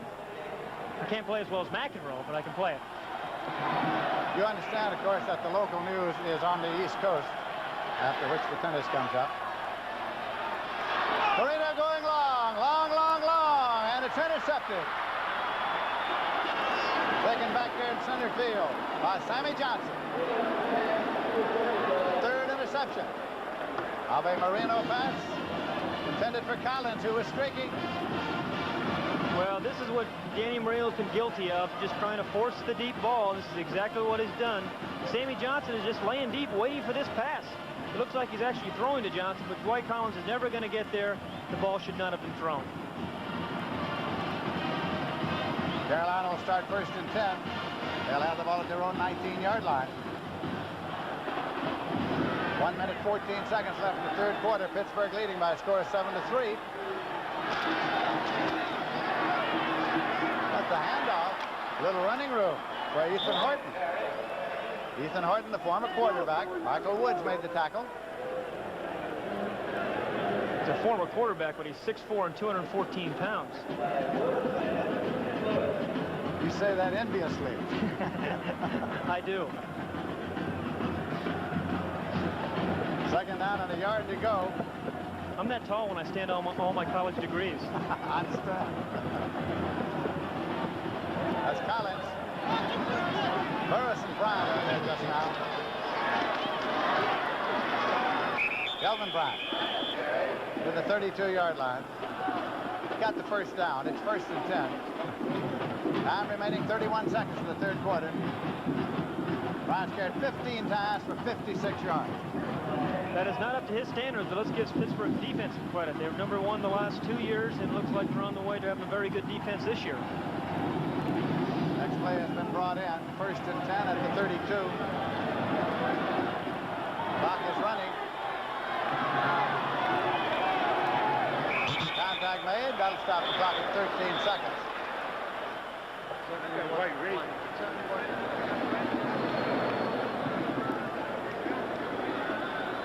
Fazio.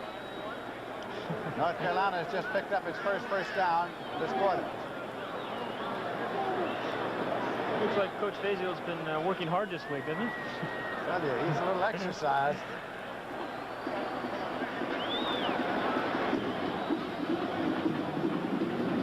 Now you look along the Pittsburgh sideline. That's Marino.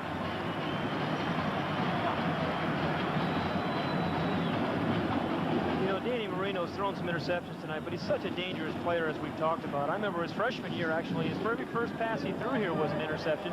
2 plays later, he threw a touchdown. That's the kind of player he is. He's a big play type of guy. If he just will not force the ball, he can let his athletic ability and his great skilled receivers do the job. Penfield comes to the left side, Smith to the right side. 1 second. And time runs out before they can snap it. That's the end of the third quarter. So that's the end of the third quarter with the score Pittsburgh 7, North Carolina 3.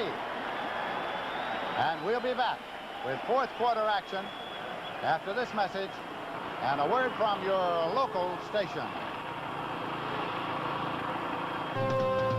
CBS Sports coverage of tonight's North Carolina-Pittsburgh game is sponsored by Mr. Goodwrench and General Motors Parts, Atari, a division of Warner Communications, and by Chevrolet and your local Chevy dealers from coast to coast.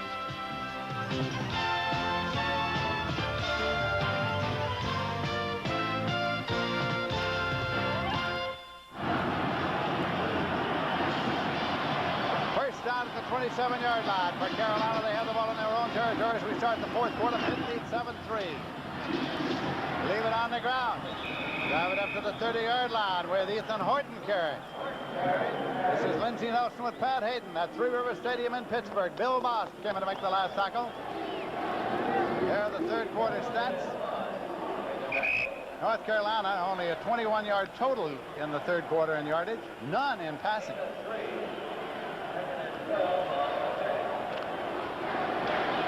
Second down and 12 yards to go. At the 30. Burris and Horton are in there now. By the reverse. That's a Smith carrying. Got just back to the line of scrimmage. Michael Woods made the tackle. Penalty marker.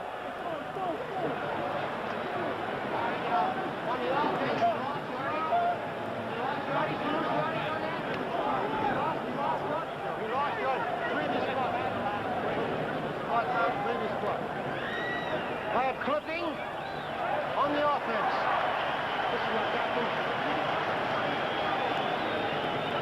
It looks like this play is going to get set up. We see the reverse, the handoff here to Mark Smith, the wide receiver. Everything looks like it's going according to form. But Michael Woods, number 96, is defensive end for the University of Pittsburgh, going to come into your picture. Now, he stayed at home. He did his job, and he makes the play. And there's the clip right there at the bottom of the screen there on number 22, Troy Hill. Flipping on the offense. Second down. Ball moves back to the 18-yard line.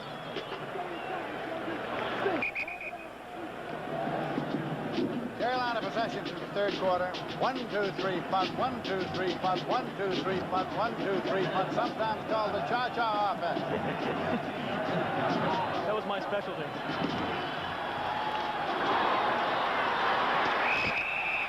Kelvin Bryant.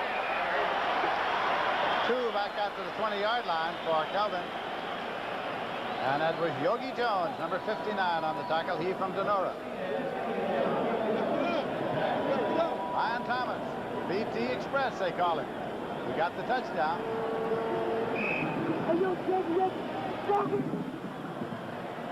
Third and 23 at the 20.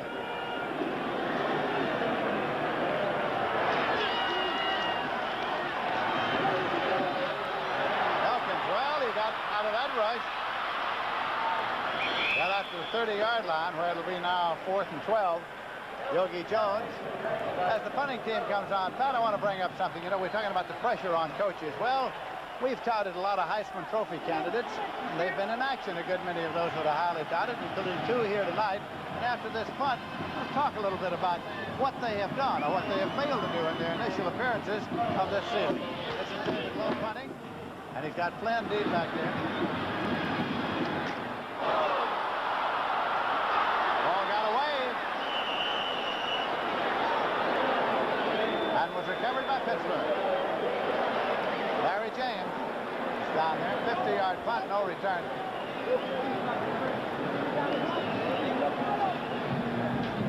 Well, this is why I was never a punt returner. You watch Tommy Flynn. He's back there all by himself. He's going to get kissed here by somebody good. He is supposed to be allowed to catch the ball here. He did. Oh, hello. Larry James right there. That hurts. Pitt fortunately recovered the football, and they have it 1st and 10 at the 18-yard line.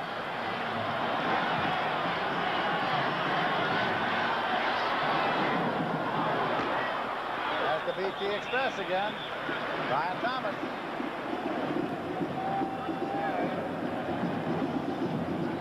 Let's talk again about the Heisman candidates.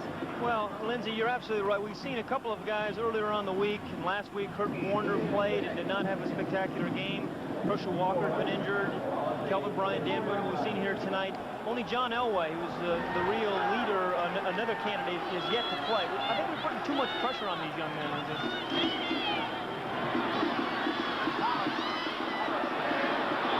Struggling up there in the vicinity of the 25. Going back to the pressure, we talk so much about pressure of coaching and coaching the #1 football team. You have to remember, these guys are 18, 19, 20-year-old young men. And granted, these are very good football players, but they're going to make mistakes, and they're going to feel the pressure, and they're still learning an awful lot about life. We expect and demand a great deal out of our football heroes, and sometimes it's a little too much, I think. Well said. Pitt is 3 of 12 on 3rd down conversions. That's 25%. 3rd and 3 here. Well, Marino has to scatter and get rid of it. He sort of unloaded there. Snipes was putting pressure on him there. Ronnie Snipes.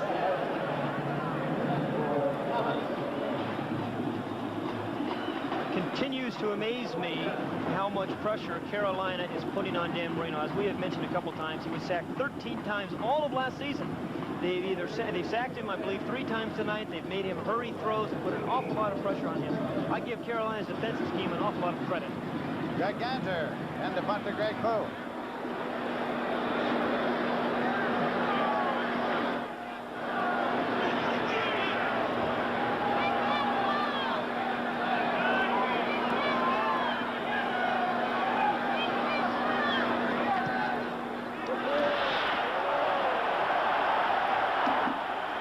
Got it at the 15.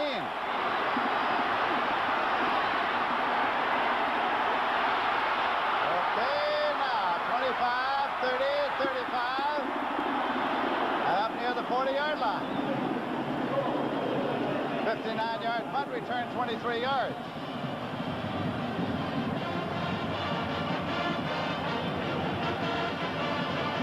They will start 1st down and 10 yards to go at the 39-yard line.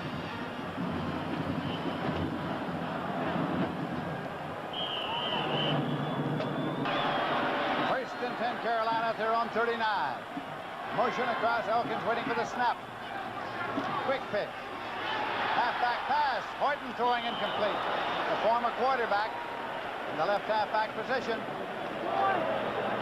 You look at Danny Marino, a thoughtful Pittsburgh quarterback on the sideline. A marvelous talent, though. And from the Goodyear bluff overhead, we get a shot right down onto Three Rivers Stadium. Beautiful evening here in Pittsburgh. Shot of the bluff.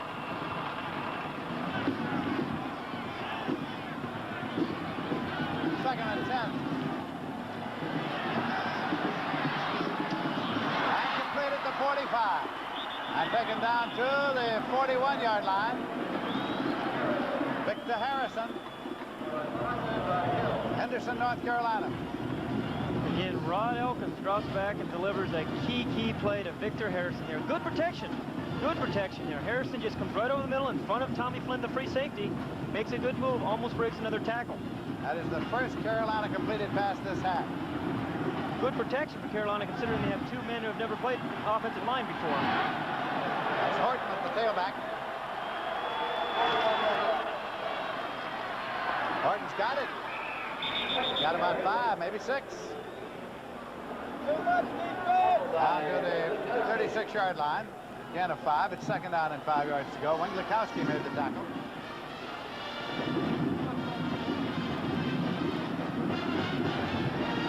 Minutes, 13 seconds. That is time remaining to be played in this game. And Pittsburgh is leading by a score of 7-3.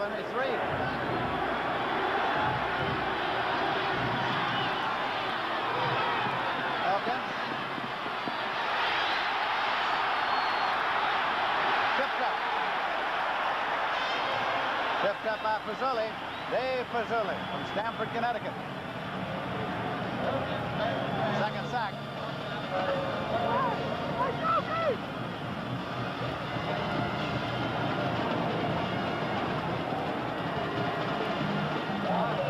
This half, Elkins 1 for 7. James Jones going off. Burris coming on, Alan Burris from Shelby, North Carolina. Pat, how would you attack a defense like Pittsburgh has right now? I think they've got to force the ball downfield a little bit more to their outside guys. I think they're being a little bit too conservative, like right there. Smith, the intended receiver.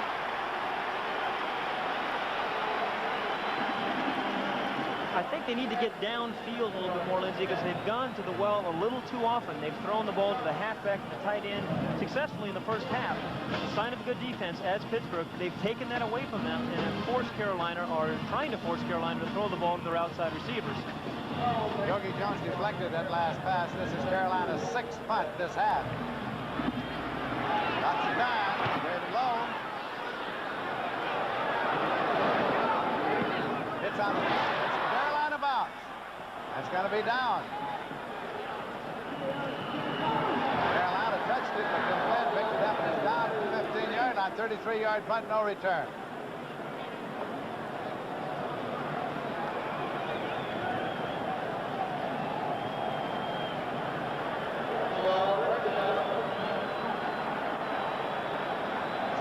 Panthers start, but they start deep in their own territory. And the clock says we have 8 minutes, 58 seconds remaining to be played. It is still Pitt 7 and Carolina 3. College Football Hall of Fame is the unique home for one of America's most colorful traditions. It's located at Kings Island, Ohio on Interstate 71, just north of Cincinnati. See it and relive the rich history of college football. The preceding message provided by the NCAA. We're looking at Denny Marson, the defensive coordinator for Carolina. He's a man that's got to put his defense in a position to put some pressure on Dan Marino. 3 plays and out. Keep them in their side of the field. First and 10 at the 16 for the Pitt Panthers. And Marino sets it up. Goes long to Collins. And it's intercepted. Picked off. Number 4. Walter Black intercepted it. The 4th time Marino has been intercepted tonight. That could be the break Carolina's been waiting for. The Carolina offense since the field goal has been 8 punts and a fumble. Well, we said it a couple times already. He does force the ball. Again, he's trying to get it all on one play. Walter Black is there to make the play, make the interception, as was Sammy Johnson. Walter Black just steps in front of the receiver. The ball is a little bit underthrown. Black had 6 interceptions last year, too. Why, in that circumstance, when you lead 7-3 and you need possession, would you go for the home run? Well, that is just the point. I think perhaps they're forcing it a little bit too much, Lindsey. You don't need to do that. That ball went 51 yards in the air, but it landed in Carolina hands. First and 10. The Tar Heels with the ball at their own 41. Can they move it? Swing it out. Got it to Kelvin Bryant out there in the left flat, but not much because Michael Woods was out there. It's a completed pass. And it is a loss of a yard. Lindsey, I think perhaps Dan Marino is just trying to do a little bit too much. He's got marvelous skills, but he's got to let the other people do their jobs as well. He can't do it all himself.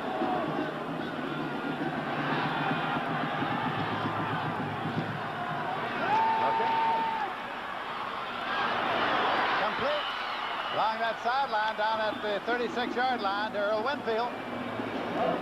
Tom Flynn ran him out. 23-yard pickup. Carolina moving deeper into Pittsburgh territory. Now keep in mind that the lead is 4 points. This is Earl Winfield. He just gets behind one defender, in front of the other. The ball is delivered right on time for a big first down. He steps right out of bounds. It doesn't get hit.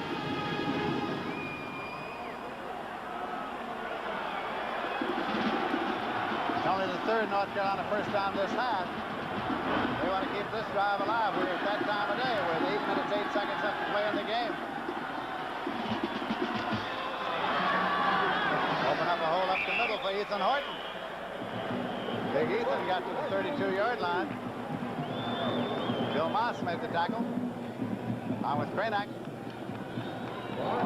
Pittsburgh has a great defense, but Pittsburgh's offense is putting Pittsburgh's defense in too much trouble, putting too much pressure on them. By turning the ball over so much, they're asking Pittsburgh's defense to do an awful lot tonight. They've been on this field an awful lot in the fourth quarter, Lindsey. They have. It is 2nd and 6 at the 32-yard line. Crowd is trying to exhort the Pitt defense here. Horton side slips one. Gets to the 25-yard line. Picked up about 7 yards on the play. Tim Lewis made the tackle. It's a first down. Coach Fazio of the Pitt Panthers. And Denny Crum, the head man of the Tar Heels. Clock says now 7 minutes, 18 seconds, and it's running. Dick Crum. Dick Crum, the head coach.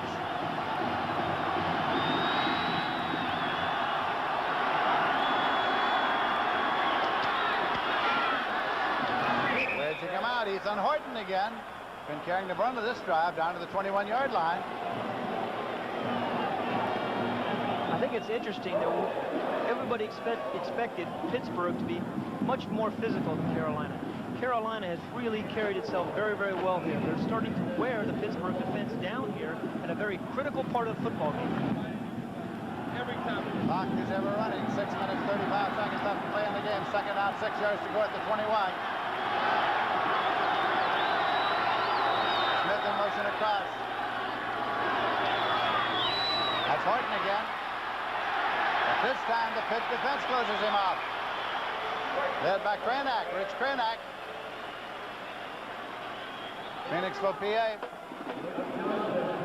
Dick Crum talking to James Jones. Sending him in. Critical third down here, Lindsey.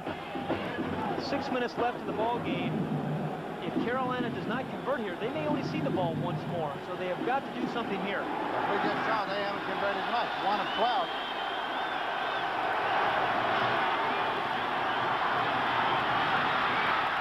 And his sack. Third sack for the Pitt defense. Bill Moss made the tackle with Michael Wood.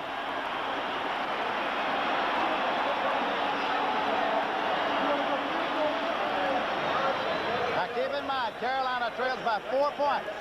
They're not going to get the ball a great deal more tonight. 5 minutes, 24 seconds left to play in this game. They're looking to the sideline to see on 4th down and 16 yards to go at the 31. What do you do?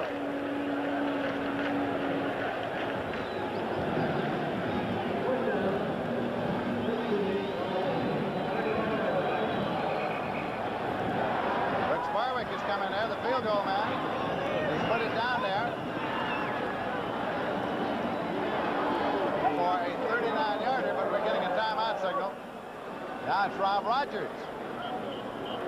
So apparently it's going to be Rob Rogers, the long field goal man. Clock says 5:03.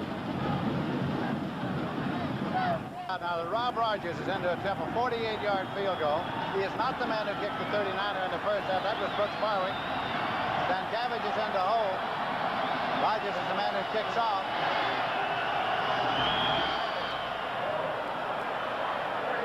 It's good. A 48-yard field goal. Kicked by Rogers, and that makes this a 7-6 football game. And we have 4 minutes, 57 seconds left on the clock. So now there's a 1-point differential, and we settle down to turn for home.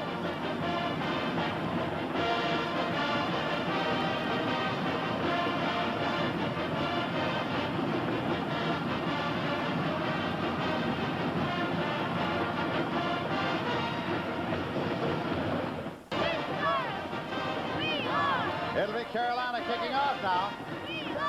Pittsburgh in position to receive, and Rogers is the field goal. Look at it again here now. Look at Rogers. Now watch his reaction. Oh boy, it's good, he says. Tied for third longest in North Carolina history. Kickoff is taken at the 1-yard line and returned to the 15.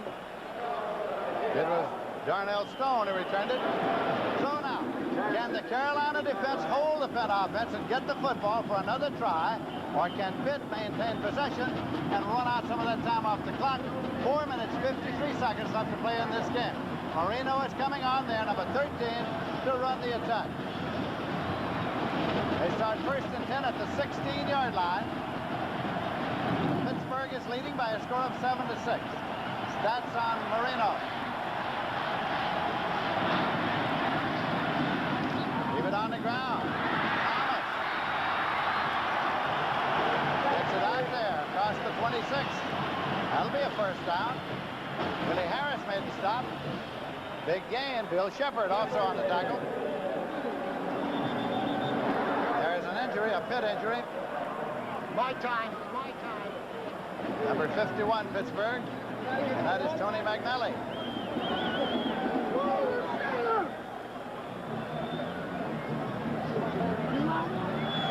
Tony McNally, who is on special teams for the most part, is a center, backup center.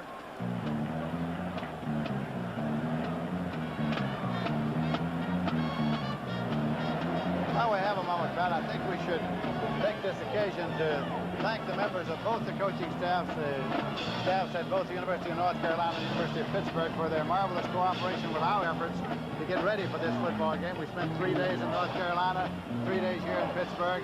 The SIDs, the sports information directors, the coaches, all members of the athletic staff. I thought it was just marvelous. Yeah, they were really great to us. I really enjoyed my stay at both places. As you mentioned, we were down at Chapel Hill. I had never been down there. One of the prettiest places on this earth, I think. Just a fabulous place. Dick Crum was a really special person to us. Coach Fazio here in Pittsburgh, he's awful excited and fired up about his team. McNally comes off. Look at it again. Well, there's just a big pile up, and you see these kind of injuries. There he is, 51. It looks like his knee just gave right out on him on that turf. It caught in the turf. It looks like his knee gave out on him. First and 10 at the 27-yard line. 4:29 on the clock.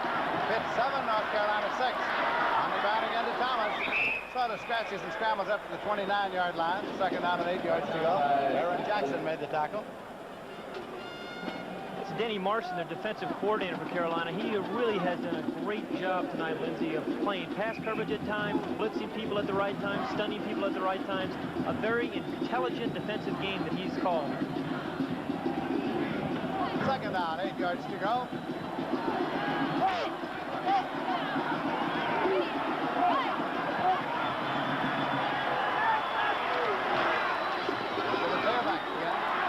Thomas, and they're killing that clock. The most effective way by running the ball on the ground and gaining yardage. They've got it up there past the 35-yard line to the 37. He carried 13 times for 51 yards. Mike Wiltshire on the last tackle. The BT Express is starting to go into work here, and this is what they really need to do. They need to get something out of the running game, which they have not had done much tonight. All of a sudden, Brian Thomas is finding some holes up there in front. They're measuring for the possible first down. A little short. Just a little bit short. While they reset the chains, let us offer our thanks to our spotter, Bill Friel, and to our statistician, Mike Swanson. Gentlemen, thank you very kindly.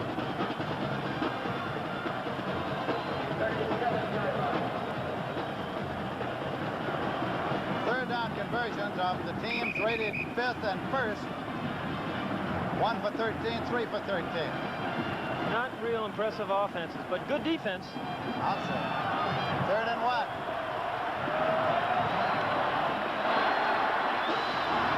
Got the quarterback sneak. Marino trying to pick up the yardage. I don't know whether he got any or not. Didn't need much. Didn't get much. He's going to bring out the chain again. Well, you know, Pat, what to say about football teams. The offense sells the tickets and the defense wins the game.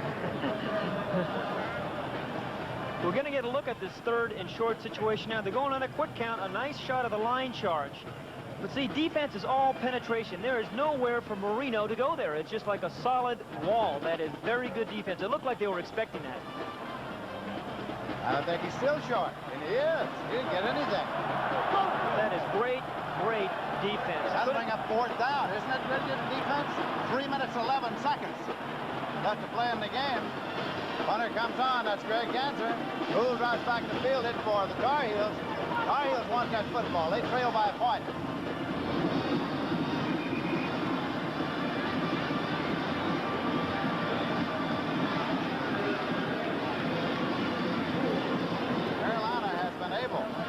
To affect a rush that has resulted in frequent block punts. They blocked 6 last year. That's right. And their special teams set up 11 scores.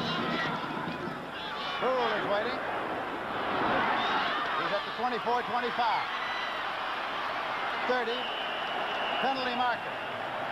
Penalty marker. 40-yard punt return to 8 yards, but a marker.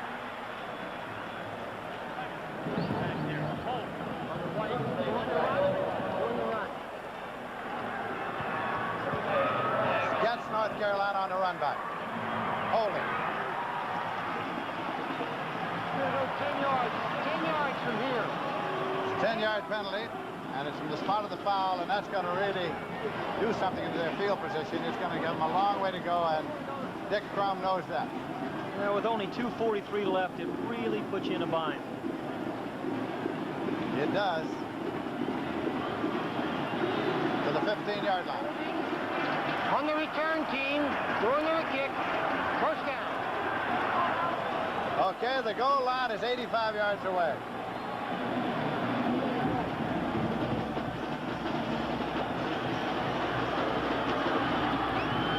Ron Elkins has quarterback Carolina all night long. 2:43 on the clock. Elkins retreats. Incomplete to Kelvin Brown. Elkins is down. 2nd and 10 at the 15. Elkins is up.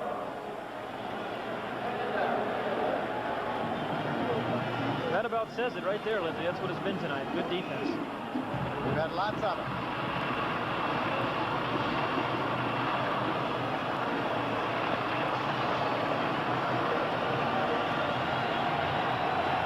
The penalties. A little trouble behind the line. Ethan Horton wrapped up by Troy Hill. At the 18-yard line, gain 3. 3rd and 7. I'll tell you, Ethan Horton just showed some hands trying to catch this ball. They're trying to surprise him by throwing a little shovel pass, as it's called. Horton makes a one-handed stab and is just run down by a swarming Pittsburgh defense. You're going to see Troy Hill come in the picture here and just hit him low because Ethan Horton is 6'4", 214 pounds. 3rd down play coming. Horton's the tailback. Elkins. Intercepted by Pittsburgh at the 30-yard line. Rich Cranack. Cranack intercepted. 1:47 on the clock, and Pittsburgh has the ball at the 31-yard line. First interception, second turnover against Carolina.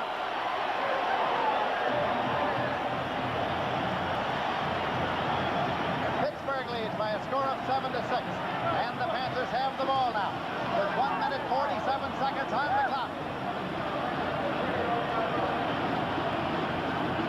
About a month ago, we talked to Coach Dick Crum in North Carolina, and he was saying that regardless of whether his team won or lost the opener, he would have to specially prepare them so that it wasn't too important. Pointing out that if they won, he'd have to point out that that did not a season make, and if they lost, there was still 10 more games to be played.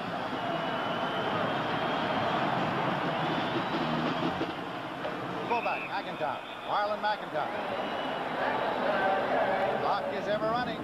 28-yard line. Gain of 3, second down, 7 yards to go.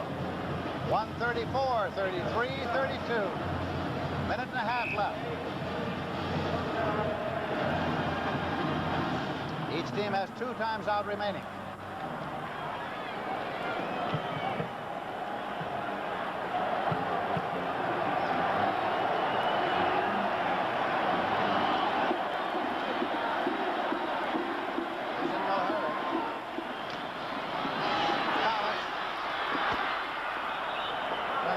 Stops the clock at the 26-yard line. Chris Ward ran him out. Gain of about 2 on the play. Well, Pat Hayden, we've always said that for our telecast, especially an opener, we wanted a close football game. Now, you can't say we haven't had a close football game. Yeah, but we were hoping 48-47 or something, Lindsay.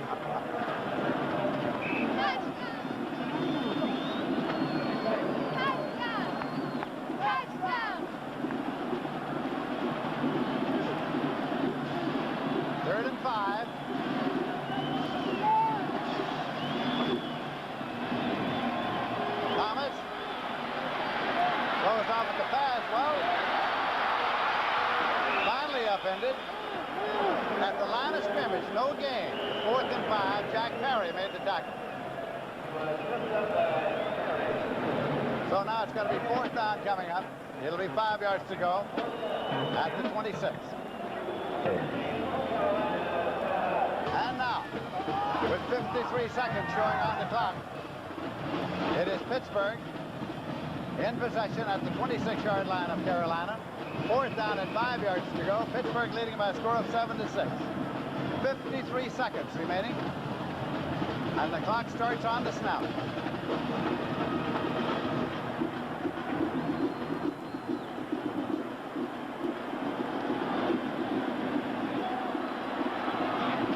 Fourth down. Contact made before the snap. Clock didn't start. Rob Feda, I think it was.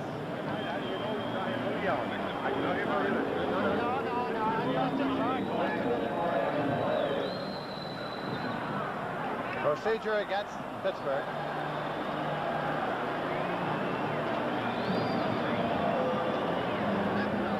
Makes it 4th and 10 at 31. Little procedure. Pitts had 13 penalties for 97. Carolina's had 15 for 135.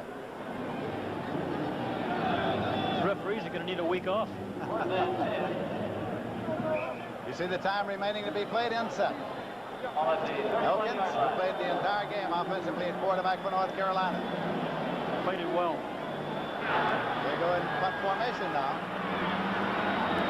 Danny Marino back there. It is Marino who is the punter, the quarterback. Takes the pressure off because he might do anything. Marino punts. Well, they're going to be able to kill it deep. At the 10-yard line. 43 seconds on the clock. A 26-yard punt by Danny Marino. For Carolina gets it, but they get the ball at their own 10-yard line. McIntyre downed it. Dick Crum along the sideline. Pittsburgh is leading by a score of 7-6. Lindsay, before we get too far along, I want to thank you for putting up with me. I've been an albatross around your neck for the last month, and it's been really been a thrill working with you in my first telecast. No albatross at all. It's been a great pleasure, and we're looking forward to a great year, Pat Hayden. Elkins slips down, and so he is down, slipped on the turf. Beyond the 2-yard line. Simply hit the deck as he dropped back. And now we're getting a timeout signal. Timeout, Carolina.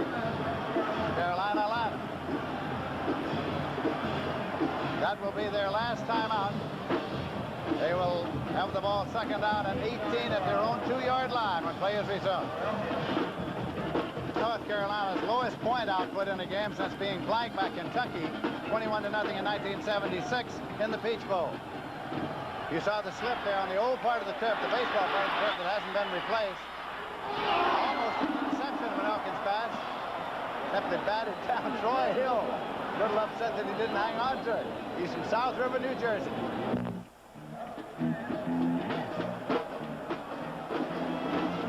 It's going to make it 3rd and 18. At the 2.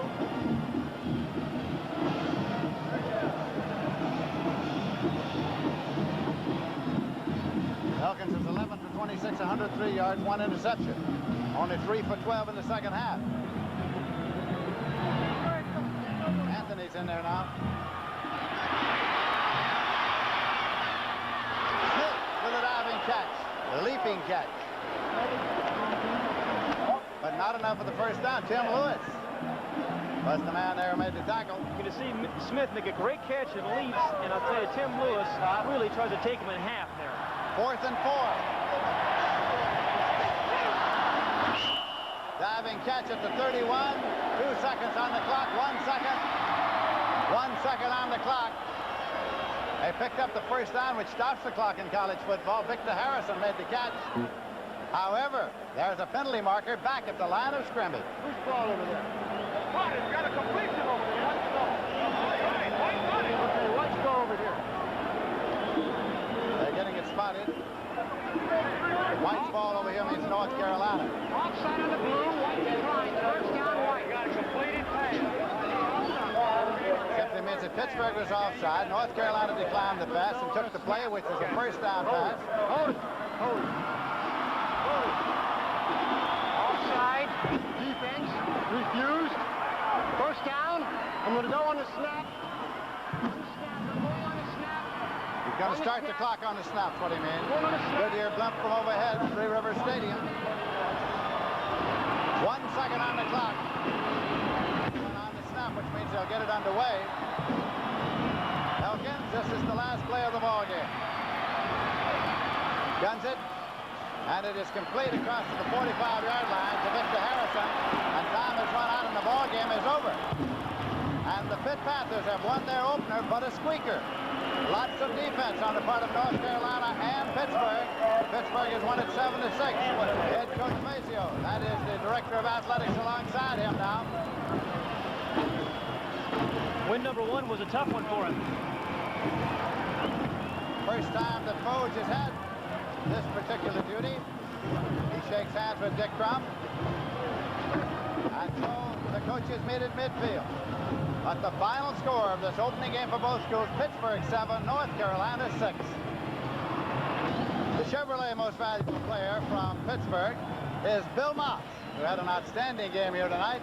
And the Chevrolet most valuable player from North Carolina is Mike Wilcher, who similarly had an outstanding game. A check in the amount of $1,000 will be donated by Chevrolet to each college's general scholarship fund to further assist students in all chosen fields of academic endeavor. There was only 1 touchdown scored. Let's look at it. Again, we see Dan Marino give a little play action fake. It's down here at the 4-yard line. He's rolling to his right. He throws his ball on the run and delivers it right where it has to be to Brian Thomas. Brian scoots around the corner, avoids the tackler, and that's the only touchdown of the night. Later tonight, join CBS Sports as we continue our coverage of the U.S. Open Tennis Championship from Flushing Meadow, New York. Once again, the final score, and this is the opening game for these two teams. University of Pittsburgh Panthers 7, University of North Carolina Tar Heels 6. This is Lindsey Nelson with Pat Hayden at Three River Stadium saying this has been a CBS Sports presentation.